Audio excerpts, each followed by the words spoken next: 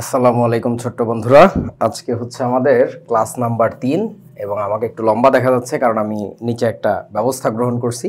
সবাই বলে আপনি এত খাটো কেন? আজকে আমি লম্বা হয়ে গেছি এবং চুল ছোট করে ফেলছি আর কি। আচ্ছা, সো চলো আজকে কি কি দেখতে হবে। আংশিক পাতন নিয়ে তোমাদেরকে বলছিলাম যে এখন দেখাবো না, বড় হইলে দেখাবো, কিন্তু তারপর আবার ভাবলাম যে না, এখন হাতে সময় আছে, এখনই দেখায় ফেলি, আর পরে হয়তো বা সুযোগ ওইভাবে পাওয়া যাবে না। রিলেটেড জিনিস তো পাতনের সাথে। ওকে, সো আজকে মেইনলি মনোযোগ দিয়ে দেখতে হবে হচ্ছে ব্যাপন আর নিঃসরণ। ব্যাপনকে ইংরেজিতে বলা হচ্ছে ডিফিউশন, DIFFUSION, ডিফিউশন। আর নিঃসরণকে বলা হচ্ছে কি জানো? এফিউশন, EFFUSION। আচ্ছা, তোমাদের কি মনে পড়ে আংশিক পাতনের ইংরেজি কি বলো তো? কার মনে আছে? কার মনে নাই? এটাকে বলা হচ্ছে fractional distillation, DISTILLATION, fractional distillation. Distillation মানে ছিল পাতন, আর আংশিক পাতন হচ্ছে fractional distillation, because will be doing the thing fraction by fraction, অল্প অল্প করে করবো আর কি। ওকে, সো কিছু নমুনা প্রশ্ন দেখে নেওয়া যাক, কারণ এই অধ্যায়ের উপরে পরীক্ষা হবে হয়তো বা তোমাদের স্কুলে খুব রিসেন্টলি। কি বলছে? পানিতে কোনো কঠিন দ্রব্য যেমন বালি মিশ্রিত অবস্থা আছে, পানির মধ্যে বালি মিশাইছি আমরা, এই মিশ্রণ থেকে পানিকে পৃথকীকরণের পদ্ধতি আলোচনা করো। বুদ্ধি দাও, কেমনে করা যায়? পানির মধ্যে বালি মিশে গেছে।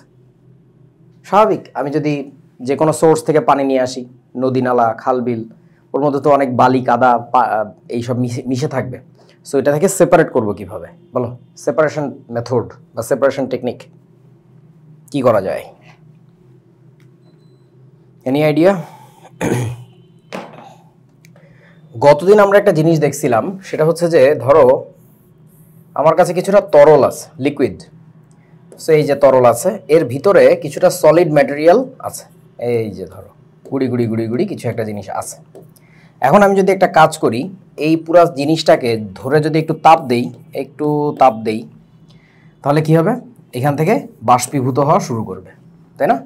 ভেপোরাইজেশন শুরু হবে। সো তারপরে আমি একটা কাজ করব, এর উপরে ধরো আমার একটা ঢাকনা বসানো আছে, একটা গ্যাস কালেক্টিং কোনো একটা মেথড, কিছু একটা ব্যবস্থা আছে, এবং দাঁড়াও ভালো হয় নাই, এটাকে যদি একটু এইভাবে করা যায়, এই যে ধরো এইরকম একটা ঢাকনার ব্যবস্থা করা আছে, তখন কি হবে? আমাদের এই বাষ্পগুলো উড়ে যে এর গায়ে আঘাত করবে, আঘাত করার পরে এরা যখন বাষ্পীভূত হবে তখন এদিক দিয়ে চলে আসবে। তাহলে এদিকে আসার পরে যদি আমরা একটু ঠান্ডার ব্যবস্থা রাখি, এর উপরে যদি একটু বরফের টুকরা টুকরা দিয়ে রাখি, তাহলে এই সব দিকে ঠান্ডা হইতে থাকবে, যতই ঠান্ডা হবে ততই এদিকে আসবে। এরপরে আমরা কি করব? এখানে একটা পাত্র রেখে দিব, এই যে, তাহলে এখানে হচ্ছে আমরা কি পাবো? বাষ্পীভবনের কারণে এখানে উড়ে যাবে কি? পানি উড়বে। এখানে কিন্তু তোমার এই বালির কণাগুলো বা কঠিন যে পদার্থগুলো আছে এর মধ্যে, এগুলো কিন্তু উড়বে না। তাহলে উঠতেছে শুধুমাত্র কোন অংশটা? পানি। তাহলে আমরা এখানে পেয়ে যাব যে পানিটা, এটাকে আমরা কি বলি জানো? এটাকে আমরা বলি হচ্ছে পাতিত পানি। পাতিত, রাইট, এটাকে বলা হচ্ছে ডিস্টিলড ওয়াটার বা পাতিত পানি। তাহলে আমরা আনসার দিয়ে দিব, পাতন প্রক্রিয়ার মাধ্যমে আমরা এটাকে সেপারেট করতে পারবো, আলাদা করতে পারবো আর কি। তাহলে উত্তরটা লিখে রাখি, এক কথায় পাতন প্রক্রিয়া, এই আর কি। সো বাকিটা ব্যাখ্যা একটু তোমরা নিজেরা লিখে দিবা। এগুলো নর্মালি ঘ নাম্বারের প্রশ্নে আসে। ঘ নাম্বার মানে বুঝছো তো 4 মার্কের জন্য। So that's the biggest number that you can get out of your exam. So অনেক গুরুত্বপূর্ণ জিনিস। তারপরে চলো কি বলেছে এখানে? তাপ প্রদানে কঠিন হতে সরাসরি বাষ্প হয় কোনটি? সিলেট বোর্ড 2022-এর প্রশ্ন, গুরুত্বপূর্ণ জিনিস। এই টাইপের প্রশ্ন অনেক আসে। তাপ দিব, কঠিন থেকে সরাসরি বাষ্পে চলে যাবে, এই প্রক্রিয়াটার জন্য আমরা নাম কি বলছিলাম? কঠিন হতে সরাসরি বাষ্প, এই প্রক্রিয়াটার নাম কি? এটাকে বলা হচ্ছে, হ্যাঁ, এটা কি গতদিন আলোচনা করছিলাম আমি? ঊর্ধ্বপাতন। ইংরেজিতে যেন কি বলে এটাকে বলছিলাম? এটাকে সাবলিমেশন। সো বলো, কোন পদার্থটা সাবলিমেট করবে? এখানে কোন পদার্থটা ঊর্ধ্বপাতিত হবে? Aluminium chloride. এই বস্তুটা কি জানো? এটাকে বলে অ্যালুমিনিয়াম ক্লোরাইড, এটার নাম হচ্ছে বেনজিন। বেনজিন। আচ্ছা, এটার নাম কি? এটাকে বলা হচ্ছে ক্যালসিয়াম কার্বনেট। এই যৌগগুলোর সংকেত শিখে ফেলতে হবে, সব লাগবে, যৌগগুলোর সংকেত প্রত্যেকটা লাগবে আমাদের। এই যৌগটার নাম হচ্ছে magnesium nitrate. Magnesium nitrate. So এদের মধ্যে কোনটা ঊর্ধ্বপাতিত পদার্থ? ঊর্ধ্বপাতিত পদার্থের কতগুলো এক্সাম্পল দিছিলাম আমি, মনে পড়ে? আয়োডিন ছিল তার মধ্যে, আয়োডিন, তারপরে আর কি ছিল? নিশাদল। নিশাদলের রাসায়নিক সংকেত কি? NH4Cl, ammonium chloride. তারপরে কি ছিল? কর্পূর ছিল। কর্পূরের ইংরেজি কি? ক্যামফর, PHOR, ক্যামফর, ওই যে মানুষ মারা গেলে দেয় আর কি।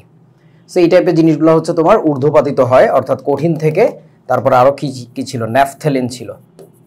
ন্যাফথেলিনকে ইংরেজিতে ন্যাফথেলিনই বলে। সো এদের মধ্যে আরও একটা জিনিস ছিল, সেই জিনিসটা হচ্ছে অ্যালুমিনিয়াম ক্লোরাইড, AlCl3। সো এই বস্তুটাই হচ্ছে তোমার কি? তাপ প্রদানে কঠিন থেকে সরাসরি বাষ্পে চলে যাবে। বুঝিয়াছো? সেগুলো একটু চিন্তা হবে আর কি। হ্যাঁ, প্রথম দিনই বলছি তোমাদেরকে, chemistry is the science of matter and it's conversion. রূপান্তর করবো, এক রূপ থেকে আর এক রূপে নিয়ে যাবো। সো তুমি যদি ম্যাটেরিয়াল না চেনো, যে এটা প্লাস্টিক, এটা লোহা, এটা তামা, এটা কাঁসা, এটা অ্যালুমিনিয়াম ক্লোরাইড, তাহলে তো কাজ হবে না। So you need to know some things, যে এটাকে এইভাবে লেখে, এইটার প্রপার্টি এটা, এই আর কি। আচ্ছা, তারপরে চলো কি বলেছে এখানে? পাশের চিত্রে দেখানো পরীক্ষণের ফলাফল ব্যাখ্যা করো। ইন্না লিল্লাহি ওয়া ইন্না ইলাইহি রাজিউন। কঠিন প্রশ্ন। আল্লাহ, এখানে কি করেছে? এখানে দেখো, বালু ও অ্যালুমিনিয়াম ক্লোরাইডের মিশ্রণ, mixture of sand and aluminium chloride is there, এই পাত্রের মধ্যে আছে। পাত্রের মধ্যে কিন্তু পানি টানি কিছু নাই, ডিরেক্ট বালি আর হচ্ছে অ্যালুমিনিয়াম ক্লোরাইডের মিশ্রণ, দুইটাই কঠিন পদার্থ। এটা নিচে থেকে আবার হিট দিচ্ছে। তোমাদের কি দেখে মনে পড়ে এটা কি বুনসেন বার্নার নাকি স্পিরিট ল্যাম্প? বলো তো। রাইট, এটা হচ্ছে Bunsen burner. So Bunsen burner দিয়ে আমরা হিট দিচ্ছি, আর বিকারের উপরে আবার একটা কাচের ঢাকনা দেওয়া আছে। সে ঢাকনা উল্টা করে রাখা, তোমরা ছবিতে ভিডিওতে বুঝতেছো কিনা আমি জানি না, উল্টা করে রাখা। সেই ঢাকনার উপরে আবার দিছে বরফ। কি সর্বনাশ! বলো কি হচ্ছে এখানে, আসলে কি হবে? এই প্রক্রিয়াটাকে ব্যাখ্যা করতে বলছে, তাই না? পাশের চিত্রে দেখানো পরীক্ষণের ফলাফল ব্যাখ্যা করো, মানে what will be the outcome, রেজাল্টটা কি আসবে এখান থেকে, বলো। মল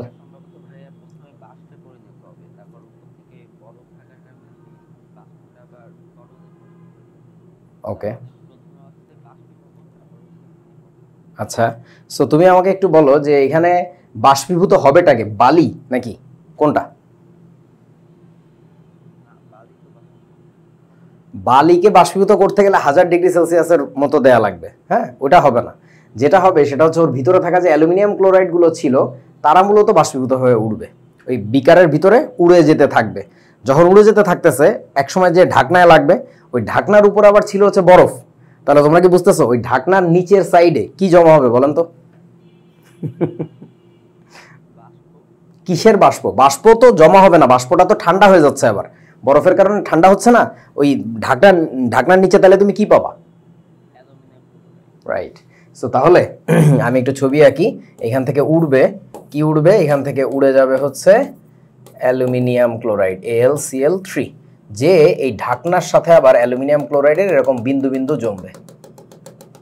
এই বিন্দু বিন্দু যেগুলো আঁকছি, এইগুলাকে আবার বলে দিচ্ছি যে এইগুলা হচ্ছে তোমার অ্যালুমিনিয়াম ক্লোরাইড জমতেছে। ঠিক আছে, এই আর কি। সো নিজেরা লেখো, আমি আর লিখতেছি না। এটা তোমাদের বইতে আমি দেখলাম একটা বক্সের ভিতরে বাংলায় লেখা আছে এইভাবে, বাট ওইটাকে যদি ফিগারে দেই তাহলে জিনিসটা এরকম আসবে। এখান থেকে একটা সৃজনশীল প্রশ্ন হইতেই পারে, সেই জন্য আগে থেকে শিখিয়ে দিলাম আর কি, যে এইভাবে। বা এই প্রশ্নটা অন্যভাবে তো করা যেতে পারে, তাই না? যে তোমার কাছে ধরো বালি আর অ্যালুমিনিয়াম ক্লোরাইডের মিশ্রণ আছে, বা বালি আর যদি বলি আয়োডিনের মিশ্রণ আছে, একই কথা, আয়োডিনটা ঊর্ধ্বপাতিত হয়। সো তোমাকে বললো যে এখান থেকে সেপারেট করবা কিভাবে, আলাদা করবা কিভাবে, তো এই প্রসেস বলে দিবা যে একটা পাত্রের মধ্যে বালি আর আয়োডিনের মিশ্রণ নিয়ে এটাকে আমি তাপ প্রদান করলে আয়োডিনটা কি হবে? ভেপোরাইজ হবে, বাষ্পীভূত হবে, কারণ এটা একটা ঊর্ধ্বপাতিত পদার্থ, কঠিন থেকে সরাসরি বাষ্পে চলে যাবে। এই কথাগুলো বলতে হবে কিন্তু, তা নাহলে নাম্বার দিবে না। সো উপরে আমি একটা ঠান্ডা করার ব্যবস্থা করব, দ্যাটস ইট। আচ্ছা, তো এখন দ্যাটস ইট, আশা করি বুঝছো। এবার চলো, এটা কি?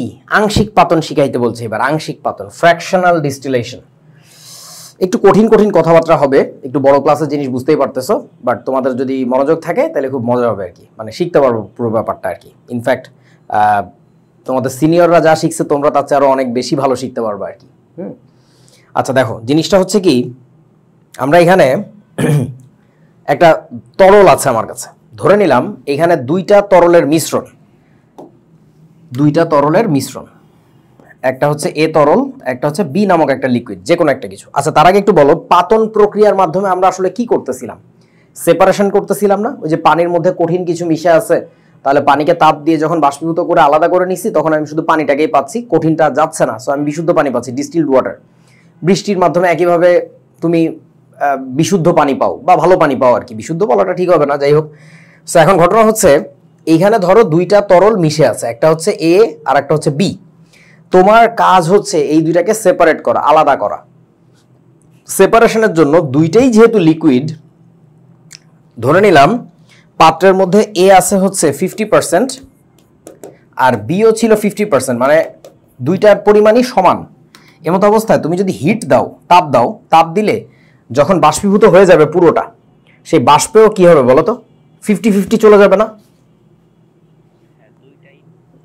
দুইটাই তো চলে যাবে। মানে ধরো ব্যাপারটা এরকম, তোমার ক্লাসরুমে কেউ লাল জামা পরে আসছে, কেউ সবুজ জামা পরে আসছে। এখন তোমাকে আমি বললাম এই এদেরকে আলাদা কর, তো তুমি করলা কি? স্কুলের মাঠে যেয়ে অনেকগুলো চকলেট রেখে দিলা। তুমি জানো চকলেট দেখলে বলবেন দৌড় দিয়ে চলে আসবে এদিকে। এখন ওইখানে তো দৌড় দিয়ে শুধু সবুজ জামার লোকজন যাবে তা তো না, ওখানে তো লাল জামার লোকজনরাও যাবে, তো লাভ হইলো না তো। আমার রুমের ভিতরে ছিল 50% লাল আর সবুজ, মাঠে কি অবস্থা? আরে ভাই তোর মাঠেও তো 50% লাল আর সবুজ, কি এক বিপদ। সো এই সিচুয়েশন থেকে তোমাকে মানে in order to get out, তোমাকে কিছু প্রসেস হাতে নিতে হবে। সেই প্রসেসটা একটু শোনো মনোযোগ দিয়ে। এই যে দুইটা তরল পদার্থ আছে, দুইজনেরই স্ফুটনাঙ্ক কি একই? মানে বয়লিং টেম্পারেচার কি একই? The answer is no, definitely there will be some difference. ধরে নেওয়া গেল এ তরলের স্ফুটনাঙ্ক, মানে বয়লিং পয়েন্ট যেটাকে বলে, ধরে নেওয়া গেল এর বয়লিং পয়েন্ট হচ্ছে ধরো 60°C। এবার ধরো বি যে লিকুইডটা ছিল তার বয়লিং পয়েন্ট হচ্ছে ধরে নেওয়া গেল 100°C। অর্থাৎ আমি বি বলতে কি বুঝাচ্ছি বুঝছো তো? পানি বুঝাচ্ছি আর কি, হোয়াটএভার, যে কোনো একটা কিছু, জাস্ট এক্সাম্পল দিচ্ছি। এবার তুমি কি করবা জানো? এটার হিট দিবা। আবার একটু ভাবো, এটাকে তাপ দিয়ে বাষ্পীভূত যখন করবা, পুরো তরলকেই যদি বাষ্পীভূত করো, তাহলে পুরো বাষ্পের মধ্যে আবারও কিন্তু এ আর বি এর রেশিও একই থাকবে। ওই বাষ্পকে ঠান্ডা করে তোমার কোনো লাভ হবে না, কোনো সুবিধা পাও নাই, একই সেম জিনিস। ওই যে আমি মাঠ থেকে সবাইকে নিয়ে আবার বসাইলাম, তখন আমি কি 50% লাল আর 50% সবুজ জামা পরা লোকজনই পাবো। আমার দরকার হয় লালটাকে বের করে নিয়ে যাব, সবুজ রেখে দিব, অথবা সবুজটাকে বের করে নিব, লালটাকে রেখে দিব। যে কোনো একটা কাজ না করলে তো আমি সেপারেট করতে পারবো না। সো এখন বিজ্ঞানীরা একটা বুদ্ধি বাইর করছে।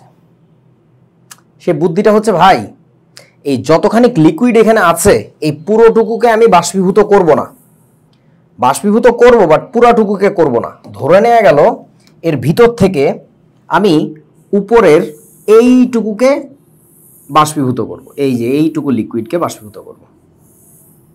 আচ্ছা, তার মানে তুমি যখন হিট দিচ্ছ তখন উঠতেছে, মানে বাষ্পীভূত হচ্ছে। আমাকে একটু বলো, কে বেশি বাষ্পীভূত হবে, এ নাকি বি? হিট দিতে শুরু করার পরই কাকে বেশি পাবো, এ কে নাকি বি কে?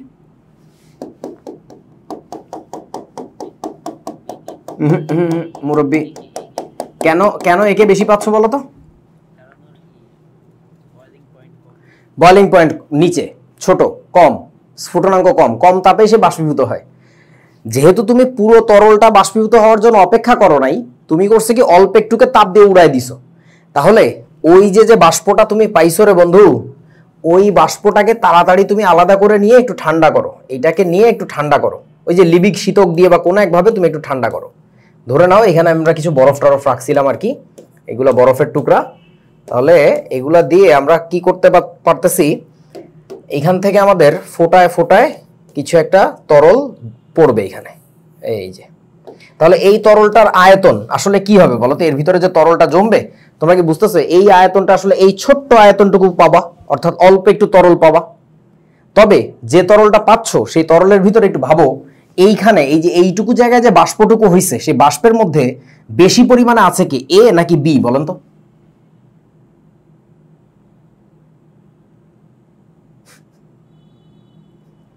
বলো বলো বলো।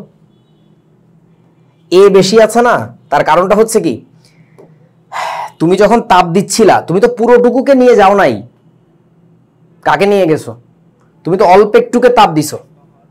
হ্যাঁ, এক্স্যাক্টলি এক্স্যাক্টলি, মানে যখন মানে ধরে নেওয়া গেল লাল জামা পরা যে বন্ধুগুলো তোমার আছে ওরা একটু চকলেট বেশি পছন্দ করে, একটু বেশি পছন্দ করে সবুজ জামাওয়ালাদের চেয়ে। তাহলে একটু বোঝো, যখন তুমি বাইরে চকলেট রেখে বসে আছো আর সারাদিন সময় দিছো, সবাইকে বের করে দিছো, তখন তো লাল জামাওয়ালারাও গেছে, সবুজ জামাওয়ালারাও গেছে, কিন্তু তুমি ওইখানে চকলেটটাকে দেখায় দরজা কিছুক্ষণের জন্য খুলে রেখে আবার বন্ধ করে দিছো, অর্থাৎ বেশি সবটুকুকে বাষ্পীভূত করো নাই। তখন যেটা হবে বলো তো, দরজা দিয়ে এবার বেশি বেশি পরিমাণে বেরোইছে কে? লাল নাকি সবুজ, কোনটা? যারা বেশি চকলেট পছন্দ করে লাল জামা, হ্যাঁ যারা বেশি চকলেট পছন্দ করে লাল জামা বলছিলাম আর কি। সো লালওয়ালারা বেশি বের হবে। এখন সবুজ যে বের হবে না তা না, বের হবে, বাট ওরা বেশি একটা বের হয়ে পারবে না, ওরাও তো আস্তে ধীরে কয়েকজন গেছিল, যার ফলে কি হবে, এই উপরে তুমি হচ্ছ এ পাবা একটু বেশি বেশি, এ পাবা একটু বেশি বেশি, এ থাকবে বেশি, 2-1 পিস বি হয়তোবা থাকবে। অর্থাৎ এইখানে এসে তুমি যেটা দেখবা সেটা হচ্ছে হয়তোবা এ হয়ে গেছে তোমার কথার কথা আর কি 80%, আর বি হয়ে যাবে মাত্র কত বলেন তো, 30%। মজা। এরপরে কি করতে হবে কত? এরপরে যেটা করবো আমরা, এই বস্তুটাকে ধরে আরেকটু তাপ দিব। এইবার বলো, এইবার যখন আমরা তাপ দিচ্ছি তখন আমাদের উদ্দেশ্য কি? আবার কি এই পুরোটুকু তরলকে আমরা বাষ্পীভূত করে ফেলবো নাকি বলুন তো? ওরে পাগল, তুমি যদি পুরোটাকেই বের করে নিয়ে যাও বাষ্পে, আবারও তো সেই 80-30 না, তো এটা তো 20 হয়, ওইখানে 30% থাকলে তো এটা 20%। যাই হোক, দেখো তুমি যদি আবার পুরোটাকে নিয়ে যাও তাহলে তো হলো না। এখানে যে রেশিও ছিল লিকুইড অবস্থায়, গ্যাসে গেলেও একই রেশিওই থাকবে। তুমি একটা কাজ করো, এই তরলের আবার ছোট একটা অংশকে বাষ্পীভূত করো। আমার কথা কি বুঝছো?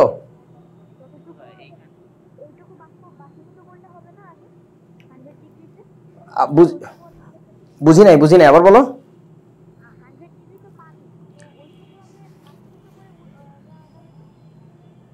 মানে প্রথম পাত্রে? আচ্ছা, তুমি 100-এ যাওয়ার আগে যখন 60-তে টাচ করবা তখনই কি এ ওড়া শুরু করবে না? কারণ এ তো বয়লিং পয়েন্ট ছিল 60°C, বোঝো নাই আমার কথা?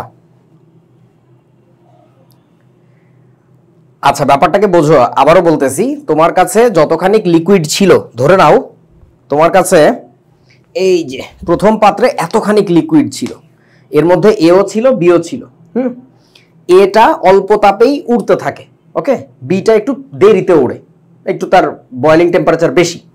সো তুমি যে কাজটা করবা, মোটামুটি একটু তাপ দিয়ে এর উপর থেকে অল্প একটুকে বাষ্পীভূত করে আলাদা করে ফেলছো, ওই বাষ্পটাকে নিয়ে চলে গেছো। তাহলে ওই বাষ্পের মধ্যে বেশি বেশি আছে কে? এ বেশি আছে নাকি বি বেশি আছে বলেন? এ বেশি আছে। তাহলে আমি এইখানে যে লিকুইডটা পাইছি এখন, সেই লিকুইডের মধ্যে হয়তোবা কথার কথা আমার এ আছে 80%, আর তাহলে বি আছে মাত্র 20%। এইবার আবার করবো কি জানো, এইরকম সিমিলার একটা কাজ আমি এখানে আবার করব। অর্থাৎ এই লিকুইড পুরোটাকে আমি উড়াই দিব না, এখানে তাপ দিব। তাপ দেওয়ার ফলে এইখানে যে বাষ্পটা এবার তৈরি হচ্ছে, এখানেও একটা বাষ্প তৈরি হবে, তাই না? আমাকে একটু বলো, এই বাষ্প কতটুকুর, অল্প একটুর যে বাষ্প, সেইটাকে যদি আমি আবার আলাদা করে নিয়ে যাই, তোমরা একটু বলো আমাকে বুঝে, এইখানে এবার কে বেশি আছে বলেন? এই বাষ্পের মধ্যে কে বেশি আছে, এ নাকি বি বলো তো? আবার এ সবসময় বাষ্পে বেশি থাকবে। সো তাহলে এবার এ যদি বেশি বেশি থাকে, আবার বিও তো আছে, একটু হালকা পাতলা বিও আছে, কিন্তু এ এর পার্সেন্টেজটা বেশি। তখন এইটাকে যখন তুমি আবার লিকুইড করবা, এই পাশে এখানে একটা লিকুইডের পাত্র পাইলা, সেই পাত্রের মধ্যে তরল জমা হয়েছে তোমার অল্প, তবে তুমি কি বুঝতেছো এইখানে অলমোস্ট কথার কথা এ পাবা এবার তুমি 95%-এর মতো, আর বি পাবা অনলি 5%-এর মতো। কিছু মনে হয় বোঝা নাই? উই আর ভেরি, হ্যাঁ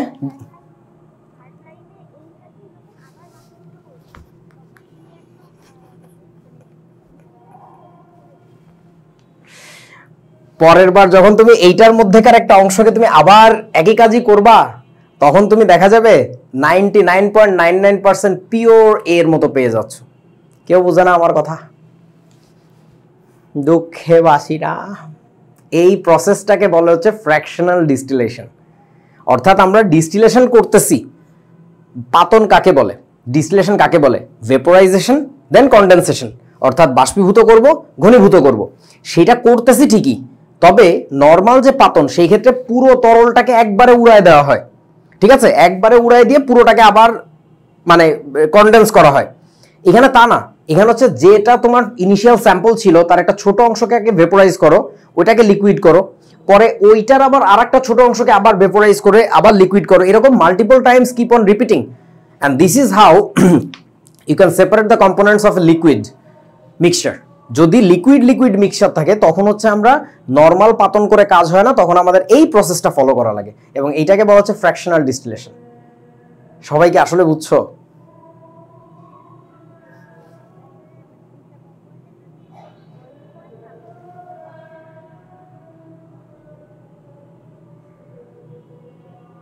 আব্বারে তুমি যে কি প্রশ্ন করছো তুমি জানো না, এইটা ইন্টারমিডিয়েটে পরীক্ষায় আসা অন্যতম গুরুত্বপূর্ণ একটা প্রশ্ন ছিল এক সময়। আমাদের সময় এই টপিকটা সিলেবাসে ছিল, তখন এই প্রশ্নটা প্রায়ই আসতো যে বয়েলিং পয়েন্ট যদি খুব কাছাকাছি হয় তখন কি ফ্র্যাকশনাল ডিস্টিলেশন করে তাদেরকে আলাদা করা যাবে? একটু ভাবো তো।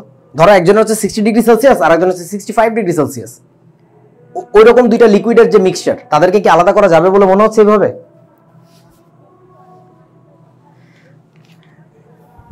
হ্যাঁ, শুধু তাই না, ওই রকম সিচুয়েশন হইলে তুমি যে পয়েন্টটা ধরছো যে যদি তাদের বয়লিং পয়েন্ট খুবই কাছাকাছি হয় তখন আসলেই এই প্রসেস ফলো করি না, কারণ করলে তেমন একটা লাভ হয় না।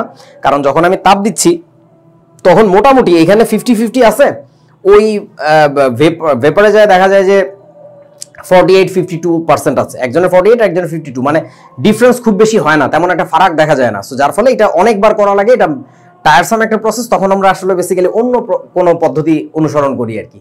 সো সেই পদ্ধতি নিয়ে আর কথা বলা যাচ্ছে না, এটা আসলেই তোমাদের একেবারে মাথার বহু উপর দিয়ে যাবে। সো এইটুকু বুঝতে পারলেই আমার কাছে অনেক ভালো লাগবে আর কি। আসলে বুঝছো তো প্রসেসটা কি নাকি? মাশাআল্লাহ, এগুলো ধরে রাখো, ভেরি গুড। এই যে দেখেন, এই যে ফ্র্যাকশনাল ডিস্টিলেশনের কথা বললাম, এটা কি কাজে লাগায় তার একটা এক্সাম্পল শুনে রাখো, খুব কাজে লাগবে। এটা তোমাদের 11th চ্যাপ্টার যেটা, অর্থাৎ অর্গানিক কেমিস্ট্রি, যেখানে আমরা পড়বো জৈব রসায়ন, ওইখানে এটার কথা একটু বলছে, নাম জাস্ট বলছে, আর এই ছবিটা একটু আঁকা আছে। হ্যাঁ, সো সেই জিনিসটাই তুমি এইখানে সেকেন্ড চ্যাপ্টারে শিখে রাখলা যে জিনিসটা আসলে কি। তোমরা যে গাড়িতে অকটেন বা পেট্রোল ব্যবহার করো বা মোটর সাইকেলে, তারপরে কেরোসিনের নাম তোমরা শুনছো বাসা বাড়িতে ইউজ করে হারিকেন টারিকেন জ্বালানোর জন্য, যত রকমের জ্বালানি তেল মোটামুটি আছে, জ্বালানি তেল তো বুঝো, ফিউল অয়েল, সো এই সবগুলোই মূলত একটা জায়গা থেকে আসে, এবং সেই সোর্সটার নাম কি জানো? সেই সোর্সটার নাম হচ্ছে পেট্রোলিয়াম। খনিতে পাওয়া যায়, হ্যাঁ, মাটির নিচে আমরা যে আকরিক নিয়ে কাজ করি, খনি নিয়ে কাজ করি, সেখানে পাওয়া যায়। ওইটা মাইনিং এর মাধ্যমে যখন বের করে নিয়ে আসি, তারপরে ওইটাকে কি করা হয় জানো? ওইটাও কিন্তু একটা লিকুইডের মতো, মানে সেমি লিকুইড একটা অবস্থা, এবং ওইখানে বিজ্ঞানীরা জানে যে সব তেল একসাথে মিশে আছে। ওইটাকে তখন আলাদা করার জন্য আমরা হচ্ছে ফ্র্যাকশনাল ডিস্টিলেশন করি। এই যে কি লেখা আছে, fractional distillation of crude oil. Crude oil মানে ওই যে পেট্রোলিয়ামের আর একটা ভার্সন আর কি ধরতে পারো, ক্রুড অয়েল। সো এখানে দেখো যখন তাপ দেয় তখন যত উপরের দিকে যাচ্ছে, এই যে এইখানে কি লেখা তোমরা কি দেখতে পাচ্ছ? ছোট করে লেখা দেখা যাচ্ছে? যাচ্ছে না মনে হয়। আচ্ছা আমি একটু দেখা, রাইট, এখানে লেখা আছে হচ্ছে 25 ডিগ্রি। এই যে একটু বড় করে দেই, বাহ এটা হয় না কেন? এই যে এখানে লেখা আছে দেখো 25 ডিগ্রি সেলসিয়াস, একেবারে উপরে 25 ডিগ্রি সেলসিয়াসে কি আলাদা হচ্ছে? পেট্রোলিয়াম গ্যাস, যেটা আমরা বাসা বাড়িতে ব্যবহার করি। এই যেটা আর একটু নিচে আসো, 25 থেকে 60 ডিগ্রি সেলসিয়াস বলতেছে এখানে। এখানে হচ্ছে গ্যাসোলিন পাচ্ছি। গ্যাসোলিন ইউরোপে আমেরিকায় ইউজ করে নর্মালি, আমাদের দেশে না আর কি। আচ্ছা, মানে আবার গ্যাসোলিন বলতে একসাথে পেট্রোল অকটেনকেও বোঝানো যায়। আরেকটু নিচে আসলে ন্যাপথা পাচ্ছি। ন্যাপথার কোনো ব্যবহার তোমাদেরকে এখন দেখাইতে পারবো না, এটা দিয়ে মূলত বোমা টোমা এগুলো বানায়। প্যারাফিন মানে মোম, তোমরা জানো। তারপরে হচ্ছে তোমার ডিজেল এখানে পাচ্ছে, ফিউল অয়েল এখানে পাচ্ছে। ফিউল অয়েল মানে জাহাজের যে জ্বালানি আর কি, ওটাকে আমরা ক্রুড অয়েলও বলি। লাস্টে পাচ্ছি লুব্রিকেটিং অয়েল। আচ্ছা তোমরা কি লুব্রিকেটিং অয়েল চিনো? লুব্রিকেটিং অয়েল, আচ্ছা সবাই চিনো, কিন্তু এই নামে চিনো না। আমি বলে দেই, সবাই বুঝবা। তোমরা মোবিলের নাম শুনছো? মোবিল? এই বেটা, মোবিল শোনা নাই?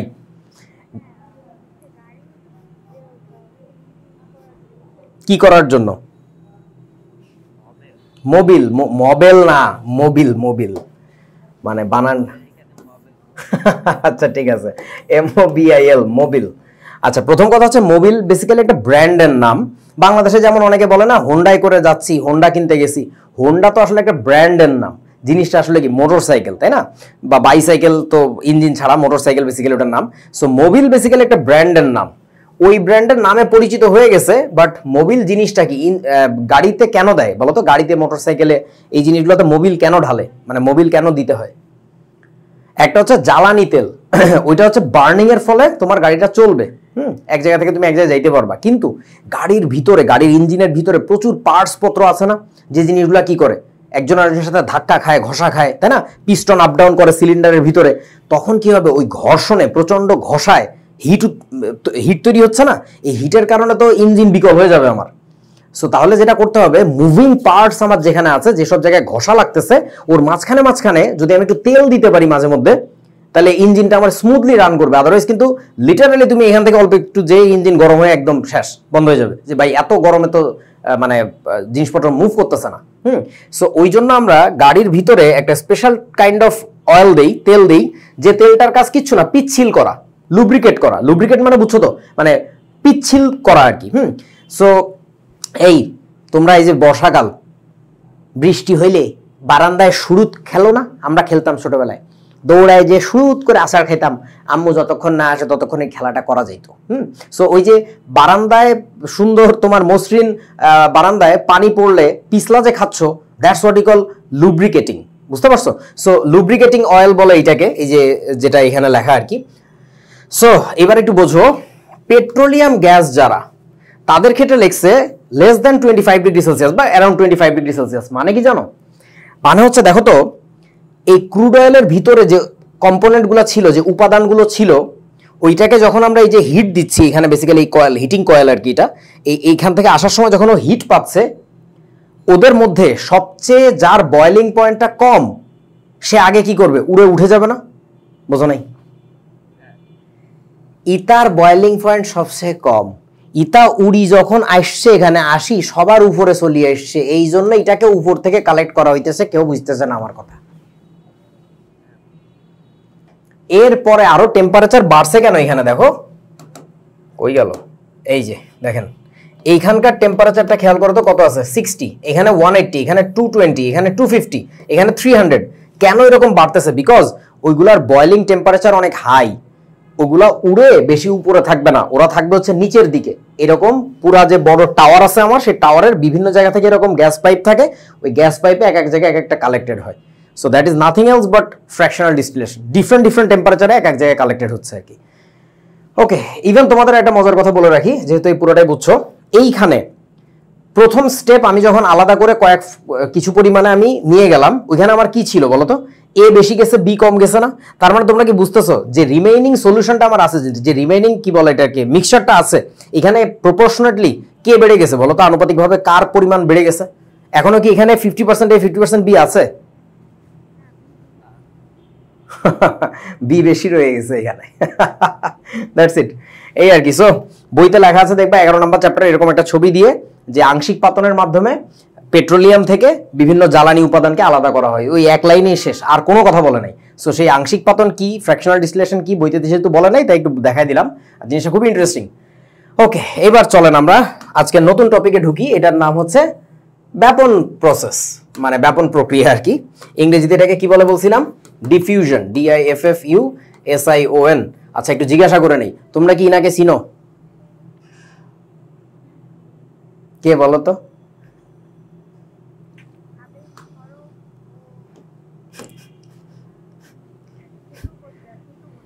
আচ্ছা, ওকে, ঠিক আছে।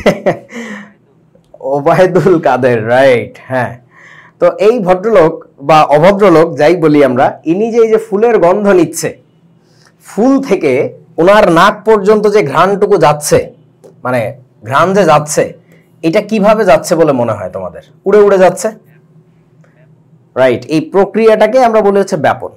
আম্মু রান্না করতেছে রাতের খাবার, তুমি এখানে পড়ার টেবিলে মনটা বসতেছে না, আরিফ ভাই এগুলো কি কি জানি বলতেছে, কঠিন কঠিন কথাবার্তা, কিন্তু তোমার নাকে যে ঘ্রাণটা আসতেছে ওই রান্নাঘর থেকে উড়ে উড়ে, এটাকে আমরা বলি হচ্ছে ব্যাপন প্রক্রিয়া।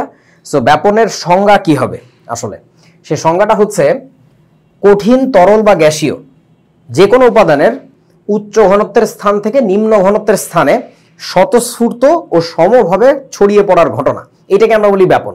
সো উচ্চ ঘনত্ব থেকে নিম্ন ঘনত্বের দিকে যাবে, এটা প্রথম কথা। তুমি একটু এইভাবে চিন্তা করো, তোমার ক্লাসের মধ্যে পোলাপাইন অনেক বসা, আর বাইরে মাঠের মধ্যে কেউ নাই, তাহলে উচ্চ ঘনত্ব কোথায়? তোমার ক্লাসের মধ্যে। স্যার যদি না থাকে, ঢাকনাটা যদি খোলা থাকে, ঢাকনা মানে বুঝছো তো, ক্লাসরুমের দরজাটা যদি খোলা থাকে, তাহলে তো হইছে কাম।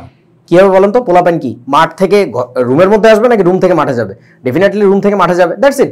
উচ্চ ঘনত্ব থেকে নিম্ন ঘনত্বের দিকে চলে যাবে, এবং এটা যাওয়ার জন্য ওকে চকলেটের লোভ দেখাইতে হবে না, ও একা একাই যাবে। সেই জন্য আমরা বলছি স্বতঃস্ফূর্তভাবে। স্বতঃস্ফূর্তকে ইংরেজিতে কি বলে বলতো? স্পন্টেনিয়াসলি, মানে নিজে থেকে চলে যায় আর কি। সো স্পন্টেনিয়াসলি যাবে এবং সমভাবে যাবে। সমভাবে যাওয়ার মানেটা দেখো, হায়ার ডেন্সিটি রিজিয়ন থেকে যখন লোয়ার ডেন্সিটি রিজিয়নের দিকে যায়, তখন ওইখানে যেয়ে না আবার এক জায়গায় জটলা করবে না, ওইখানে যে মাঠের মধ্যে পুরোটা ছড়ায় যাবে। So that's what we call diffusion. আশা করি বুঝছো, খুবই সহজ একটা ব্যাপার আর কি। এখানে আচ্ছা, এই প্রশ্নটা ছোটবেলায় আমারও ছিল যে কঠিনের ক্ষেত্রে কেমনে হয়। কঠিনের ক্ষেত্রে যেটা হয় সেটা হচ্ছে, আমি দেখছি যখন আমি ইঞ্জিনিয়ারিং পড়ি থার্ড ইয়ারে চট্টগ্রামে একটা ট্রেনিং এর জন্য গেছিলাম, তখন দেখছিলাম যে আসলে কঠিনেও ব্যাপন হয় কেমনে। স্যান্ড ব্লাস্টিং বলে একটা ব্যাপার আছে, সেইখানে দেখছিলাম।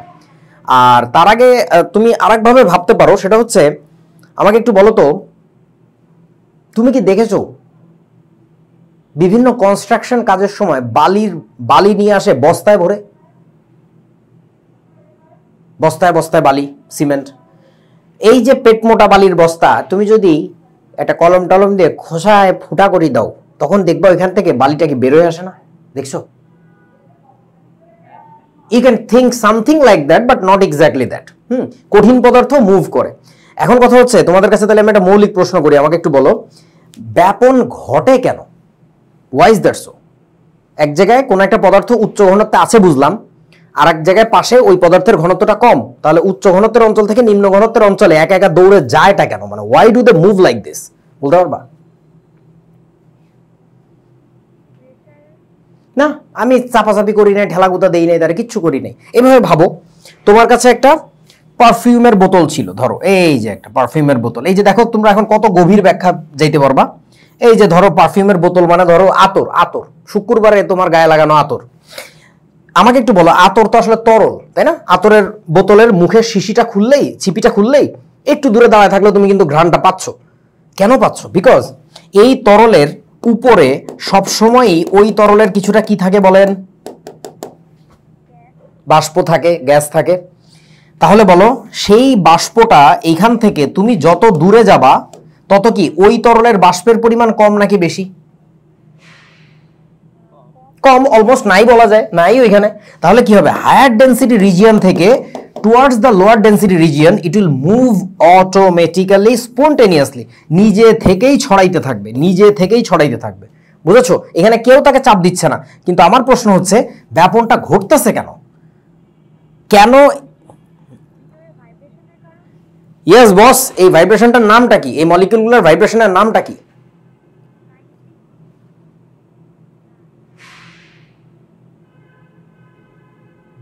এনিবডি? এটাকে বলে Brownian motion. They are moving to and fro randomly. মনে আছে? Brownian motion. আশেপাশে যে বাতাস আছে, বাতাসের মলিকিউলগুলা, তারাও তো ব্রাউনিয়ান মোশনে মুভ করতেছে। সো এই ধাক্কাগুতার কারণে র্যান্ডমলি তারা হায়ার ডেন্সিটি থেকে লোয়ার ডেন্সিটি রিজিয়নের দিকে চলে আসতেছে। এখন তোমরা তাহলে আমাকে একটু বলো তো, লিকুইড, সেইখানে কি ডিফিউশন আরো ফাস্টার হবে নাকি স্লোয়ার হবে? বলো।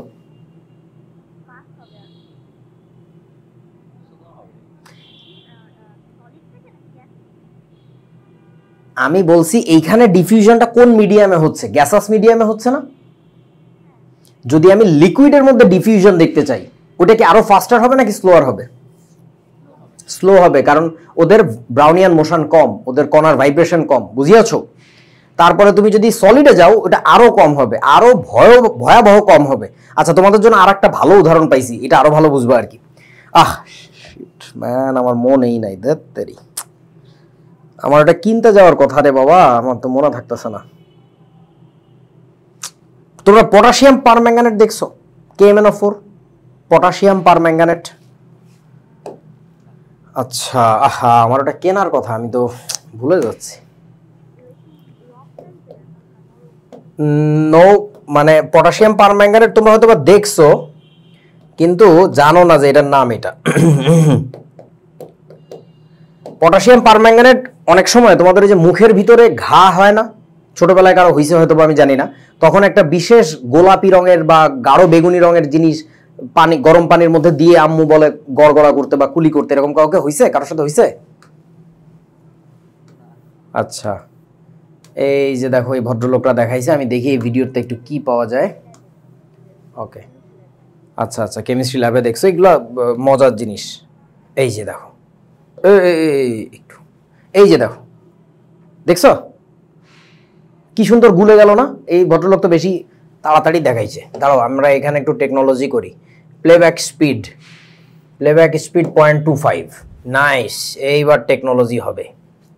ওই আরো পিছে, আরো একটু পিছে, আস্তে আস্তে আস্তে আস্তে আস্তে। Look at that thing, how they are getting dissolved. Do you see that? মানে জিনিসটা কিভাবে মিশে যাচ্ছে। That's what you call diffusion. এবং খুবই মজার ব্যাপার হচ্ছে তোমার KMnO4, এই যে বস্তুটা দেখতেছো এখানে, এটা কিন্তু কিচ্ছু না, পাউডার লাইক, মানে বাংলায় কি বলে, গুড়া গুড়া সলিড জিনিস। তো সলিড জিনিসও কি ডিফিউজ করলো না? কিসে করছে? ওর চেয়ে বেশি ফ্লুইডিটি যেখানে, অর্থাৎ একটা লিকুইড মিডিয়ামে করছে। আমার কথা কি বুঝছো বন্ধুরা? রাইট, একই ঘটনা তো তোমাকে আমি ওই ক্ষেত্রেও বলতে পারি যে এইটা যে ডিফিউজ করতেছে, গ্যাস ইজ ডিফিউজিং, মানে এখানে গ্যাস ডিফিউজ করতেছে, বাট ইনিশিয়ালি কিন্তু সে কোন স্টেটে ছিল বলেন তো? লিকুইড স্টেটে ছিল। মানে একটা স্টেট ট্রানজিশন হচ্ছে, বুঝো নাই বন্ধু?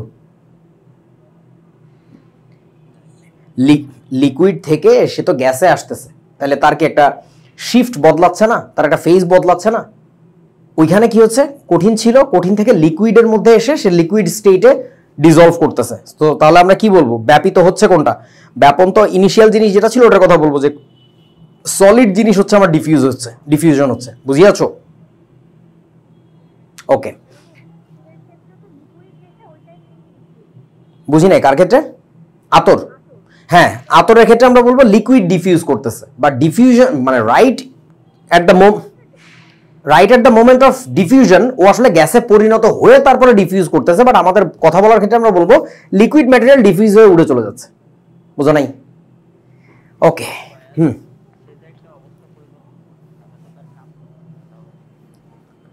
কারণ ওর ওই যে উদ্বায়ী ধর্ম আছে, উদ্বায়ী ধর্মের কারণে, ভোলাটাইলিটির কারণে তারা চায়, তারা হচ্ছে ফেজ ট্রানজিট করতে, ফেজ ট্রানজিশনে যাইতে। কোথায় যাইতে চায়? যেখানে এন্ট্রপি বেশি সেখানে যাইতে চায়। সো ওর এন্ট্রপি হচ্ছে এইদিকে আসলে বেশি হবে। দ্যাটস ওয়াই তোমার তাপ দেওয়া লাগতেছে না, পরিবেশের এক্সিস্টিং হিট দিয়েই তার কাজ হচ্ছে, সে উড়ে যেতে পারতেছে। বরফ রেখে দিলে সে একা একা কেন লিকুইফাই হয়, মানে লিকুইড হয়? তুমি তো তাকে হিট দিচ্ছ না, ওই পরিবেশে যে হিট আছে তাতেই কাজ হচ্ছে। বুঝেছো বন্ধু? হ্যাঁ,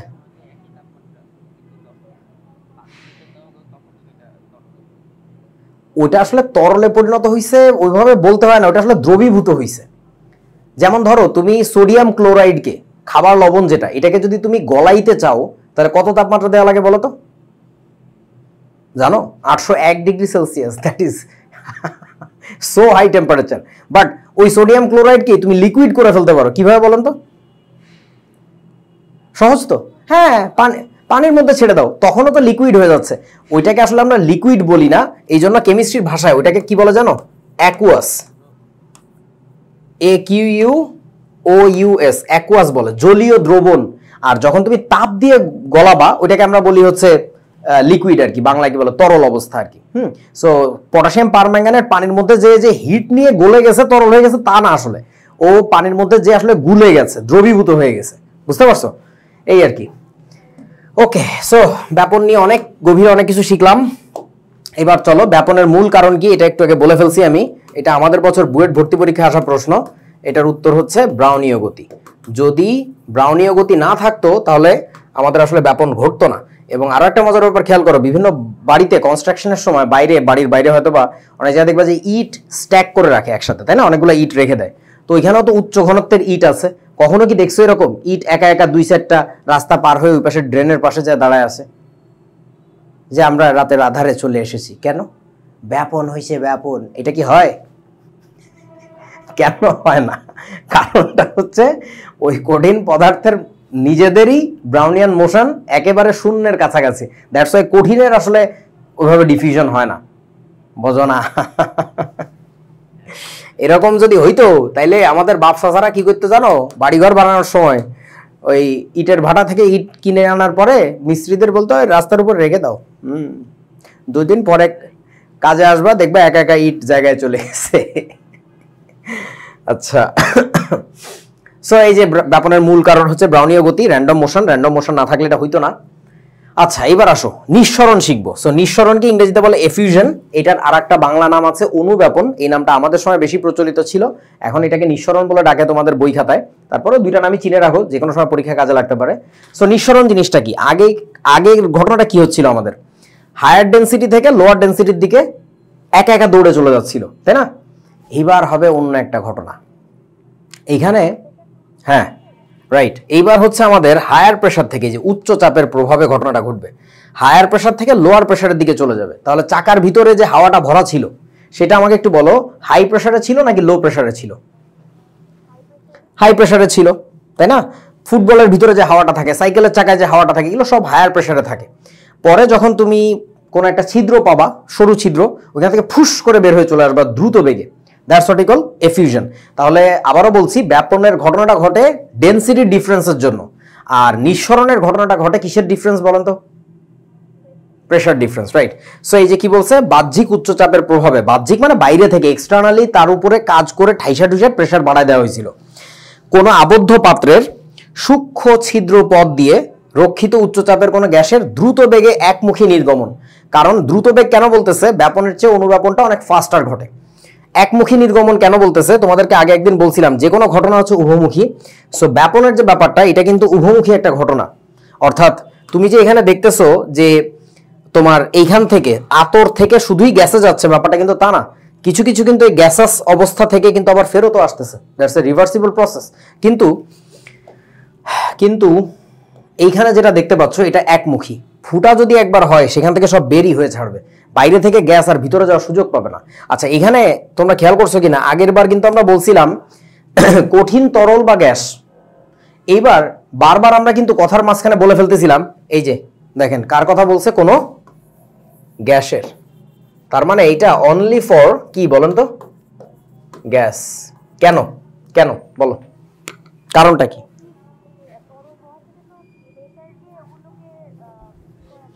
মানে সোজা কথা, কঠিন বা তরলের উপরে চাপের প্রভাব আসলে অলমোস্ট নাই বলা যায়। দ্যাটস ওয়াই প্রেসারের ইস্যু যেহেতু, that's why you must have to talk about gases, এই আর কি। ওকে, এবার কি বলেছে, নিঃসরণ তো দেখাইলাম, আবার এই স্লাইডটা কেন দিছে জানি না। এই যে দেখো, এটা পরীক্ষায় আসবে, এটা খুব আসবে, ভয়ঙ্কর জরুরি, শিখে ফেলো। ব্যাপন আর নিঃসরণের মধ্যে পার্থক্য। চলো, এই প্রথমবার সংজ্ঞা দিয়ে দিছে, পদার্থের কণা বা অণুসমূহের স্বতঃস্ফূর্ত চলাচল। স্বতঃস্ফূর্ত মানে নিজে থেকেই হচ্ছে, ওকে কেউ ফোর্স করতেছে না। স্বতঃস্ফূর্ত চলাচলের কারণে এই ঘটনাটা ঘটে। আর এখানে কি, পাত্রের ভেতর ও বাইরে গ্যাসের উপর চাপের পার্থক্যের কারণে এই ঘটনাটা ঘটে। ব্যাপন অপেক্ষাকৃত ধীর গতি সম্পন্ন প্রক্রিয়া, আর এটা কি, দ্রুত গতির প্রক্রিয়া। ব্যাপন হলো সমবায়ুচাপে, এই যে দেখছো প্রেসারটা সমান থাকবে, সমবায়ুচাপ। হ্যাঁ, সমবায়ুচাপে গ্যাস অণুসমূহের মধ্যে একটি স্বাভাবিক বা প্রাকৃতিক বা স্বতঃস্ফূর্ত প্রক্রিয়া। গ্যাস অণু মানে গ্যাস হইতে হবে তারা, যে কারোর মধ্যে। নিঃসরণ বা অনুব্যাপন হলো অধিক চাপের প্রভাবে গ্যাসীয় অণুর দ্রুত চলন প্রক্রিয়া। এটি একটি কি প্রক্রিয়া দেখো, কৃত্রিম বা যান্ত্রিক প্রক্রিয়া, মানে mechanical process. There must have some mechanical thing মানে রিলেটেড টু দিস, বাট এটা পুরো ন্যাচারাল একটা প্রসেস, ঠিক আছে, মানে প্রাকৃতিক একটা ঘটনা আর কি। ব্যাপন উভয় দিকে সংঘটিত হয়, আর এটা কি একদিকেই সংঘটিত হবে। ব্যাপন সরু বা প্রশস্ত যে কোনো রাস্তাতেই ঘটতে পারে, যে কোনোভাবেই ঘটতে পারে। আর নিঃসরণ বা অনুব্যাপন শুধুমাত্র সরু ছিদ্র পথে ঘটে। এই কথাটা যদিও পুরোপুরি ঠিক না, বাট তোমাদের বই অনুযায়ী ঠিক আর কি। সো আপাতত বই পড়ে পরীক্ষায় পাশ করো, পরে দেখবো না। তোমরা আমাকে একটা কথা বলো তো, একটা দুর্ঘটনার ফলে একটা সিলিন্ডার বিস্ফোরিত হইল, তাহলে বলেন ওটা কি ব্যাপন হইল নাকি নিঃসরণ হইল? মানে হ্যাঁ, মানে সিলিন্ডার ফেটে গেছে, সিলিন্ডারে রাপচার হইছে না, কেন নিঃসরণ না? সিলিন্ডারের ভিতরে তো অনেক হায়ার প্রেসারের গ্যাস ছিল, যে কারণে তো সে ফেটে গেছে, বোঝো নাই বন্ধু? হ্যাঁ, তাহলে তোমার প্রথম কথাটাই ঠিক ছিল। মজার ব্যাপার হচ্ছে যেটা, সিলিন্ডার ফাটার পরে বেশ কয়েক সেকেন্ড হয়তোবা তোমার ভিতরের গ্যাস যতক্ষণে বের হচ্ছে প্রচণ্ড গতিতে, তখন তোমার ভিতরের প্রেশার বেশি।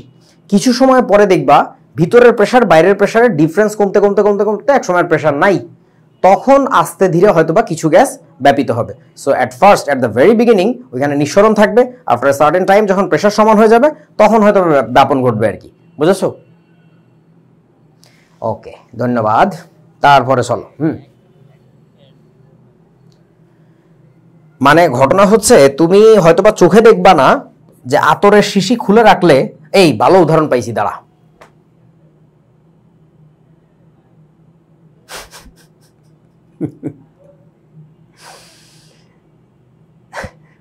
ধরো আম্মু তোমাকে বিরিয়ানি খাইতে দিছিল আজকে পড়ার টেবিলে, তুমি পড়ছো আর খাইছো, হাড্ডি গুড্ডি টেবিলের নিচে রাইখা দিছিল আইলসামি করে, রান্নাঘরে রাখো নাই। সো আম্মু আজকে আবার বিরিয়ানি রান্না করতেছে, রান্নাঘর থেকে ঘ্রাণ তোমার ঘরে আসতেছে। এখন তুমি যদি তোমার টেবিলের নিচে থেকে ওই পুরান হাড্ডি গুড্ডিগুলো বাইর করো, তোমার কি মনে হয় না ওই ঘ্রাণটা এবার আম্মুর ওইখানে যাচ্ছে?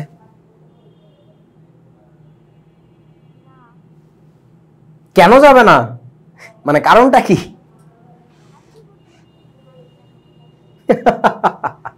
যাবে যাবে, হয়তোবা আম্মুর রান্নার ওই তরকারির ঘ্রাণ তোমার এখানে একটু বেশি আসতেছে আর ওই উৎকট গন্ধটা দিয়ে কম যাচ্ছে, বাট ঘটনাটা আসলে উভমুখী। আচ্ছা আমাকে একটা কথা বলো, এই যে পার্টিকেলগুলো আমাদের মুভ করতেছিল, কোন একটা পার্টিকেল যখন মুভ করতেছিল কি স্পেসিফিক কোন একটা ডিরেকশনে মুভ করতেছিল নাকি ব্যাপারটা র্যান্ডম ছিল, যে কোনো দিকে হইতে পারে, কোনটা? তাহলে that solves the answer, that gives you the answer. এইখানে যে পার্টিকেলগুলো আছে তোমার এই আতরের যে কোনো একটা সার্টেন পার্টিকেল এইখানে যে আছে, এই পার্টিকেলটাকে তো আমি কোনো একটা নির্দিষ্ট দিকে ধাক্কা দিচ্ছি না, তো আমি তো ধাক্কা আবার তাকে নিচের দিকেও দিচ্ছি। সো এরকম নিচের দিকে ধাক্কা খেয়ে কিছু কিছু আতরের অণু যেটা কেবল বাষ্পীভূত হয়ে উপরে উঠছে, ধরো এই একটা অণু, এটা বাষ্পীভূত হয়ে কেবল সারফেস লিভ করছে, কেবল জাস্ট উপরে উঠছে, ও আবার বাড়ি খায় কিভাবে জানো, আবার ভিতরে ঢুকে যেতে পারে, বলা যায় না। বাট সেই জিনিসটা বেশি হবে নাকি এই লিকুইড সারফেস থেকে বাইরের দিকে আসবে বেশি? আমাকে একটু বলেন তো কোনটা বেশি হবে? ভিতর থেকে কেন বাইরের দিকে আসবে বেশি, কে ব্যাখ্যা করতে পারবা?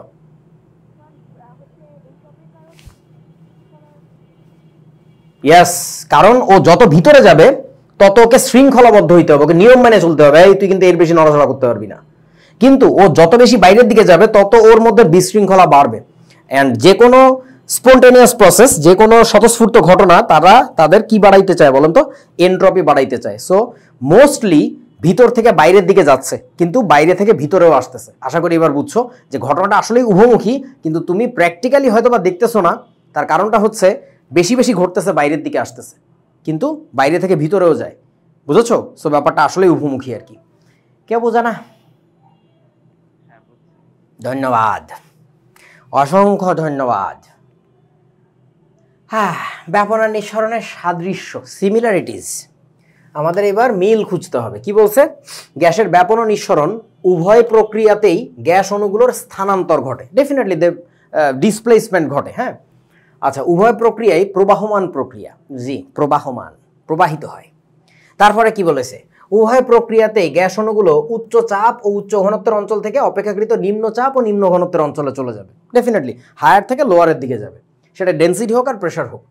তারপরে বলছে গ্যাসের ব্যাপন নিঃসরণ উভয় প্রক্রিয়ার শেষেই গ্যাসের ঘনত্ব চাপ অভিন্ন হয়ে যায়। অভিন্ন মানে কি বুঝছো তো না? অভিন্ন মানে কি বলেন? একই না রে গরু, এটাকে বলে একই, একই একই হয়ে যাবে, সেম, ইট বিকাম সেম, এই আর কি, বাচ্চা জিনিস। ব্যাপন হারের নির্ভরশীলতা, ব্যাপন হার কাকে বলে আগে এটা বুঝো।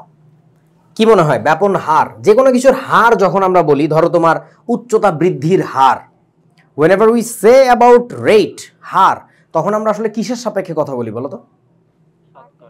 সময়ের সাপেক্ষে। সময়ের সাপেক্ষে, যে মানে কত সময়ের মধ্যে ঘটনাটা ঘটলো আর কি।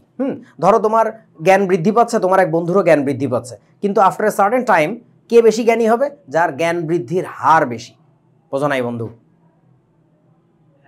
সো মনে রাখতে হবে, হারের কথা আমরা যখন বলবো নর্মালি তখন আমরা বুঝাই পার ইউনিট টাইমে, অর্থাৎ একক সময়ের মধ্যে কি পরিমাণে ঘটনাটা ঘটলো সেটা আর কি। তাহলে ব্যাপন হারের সংজ্ঞাটা কি হবে আমাকে একটু বলো তো, কি মনে হয়? ব্যাপন হার কাকে বলবো? ব্যাপন হার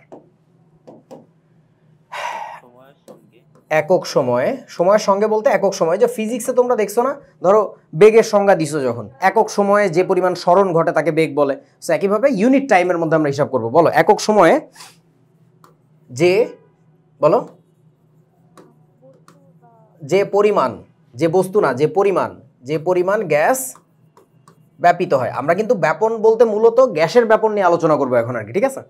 যে পরিমাণ গ্যাস ব্যাপিত হয় তাকে ওই গ্যাসের ব্যাপন হার বলে আর কি। এখন এই পুরো ডেফিনেশনটার ভিতরে একটা জায়গায় একটু ঝামেলা আছে, সেই ঝামেলাটার কি কে বলতে পারবা?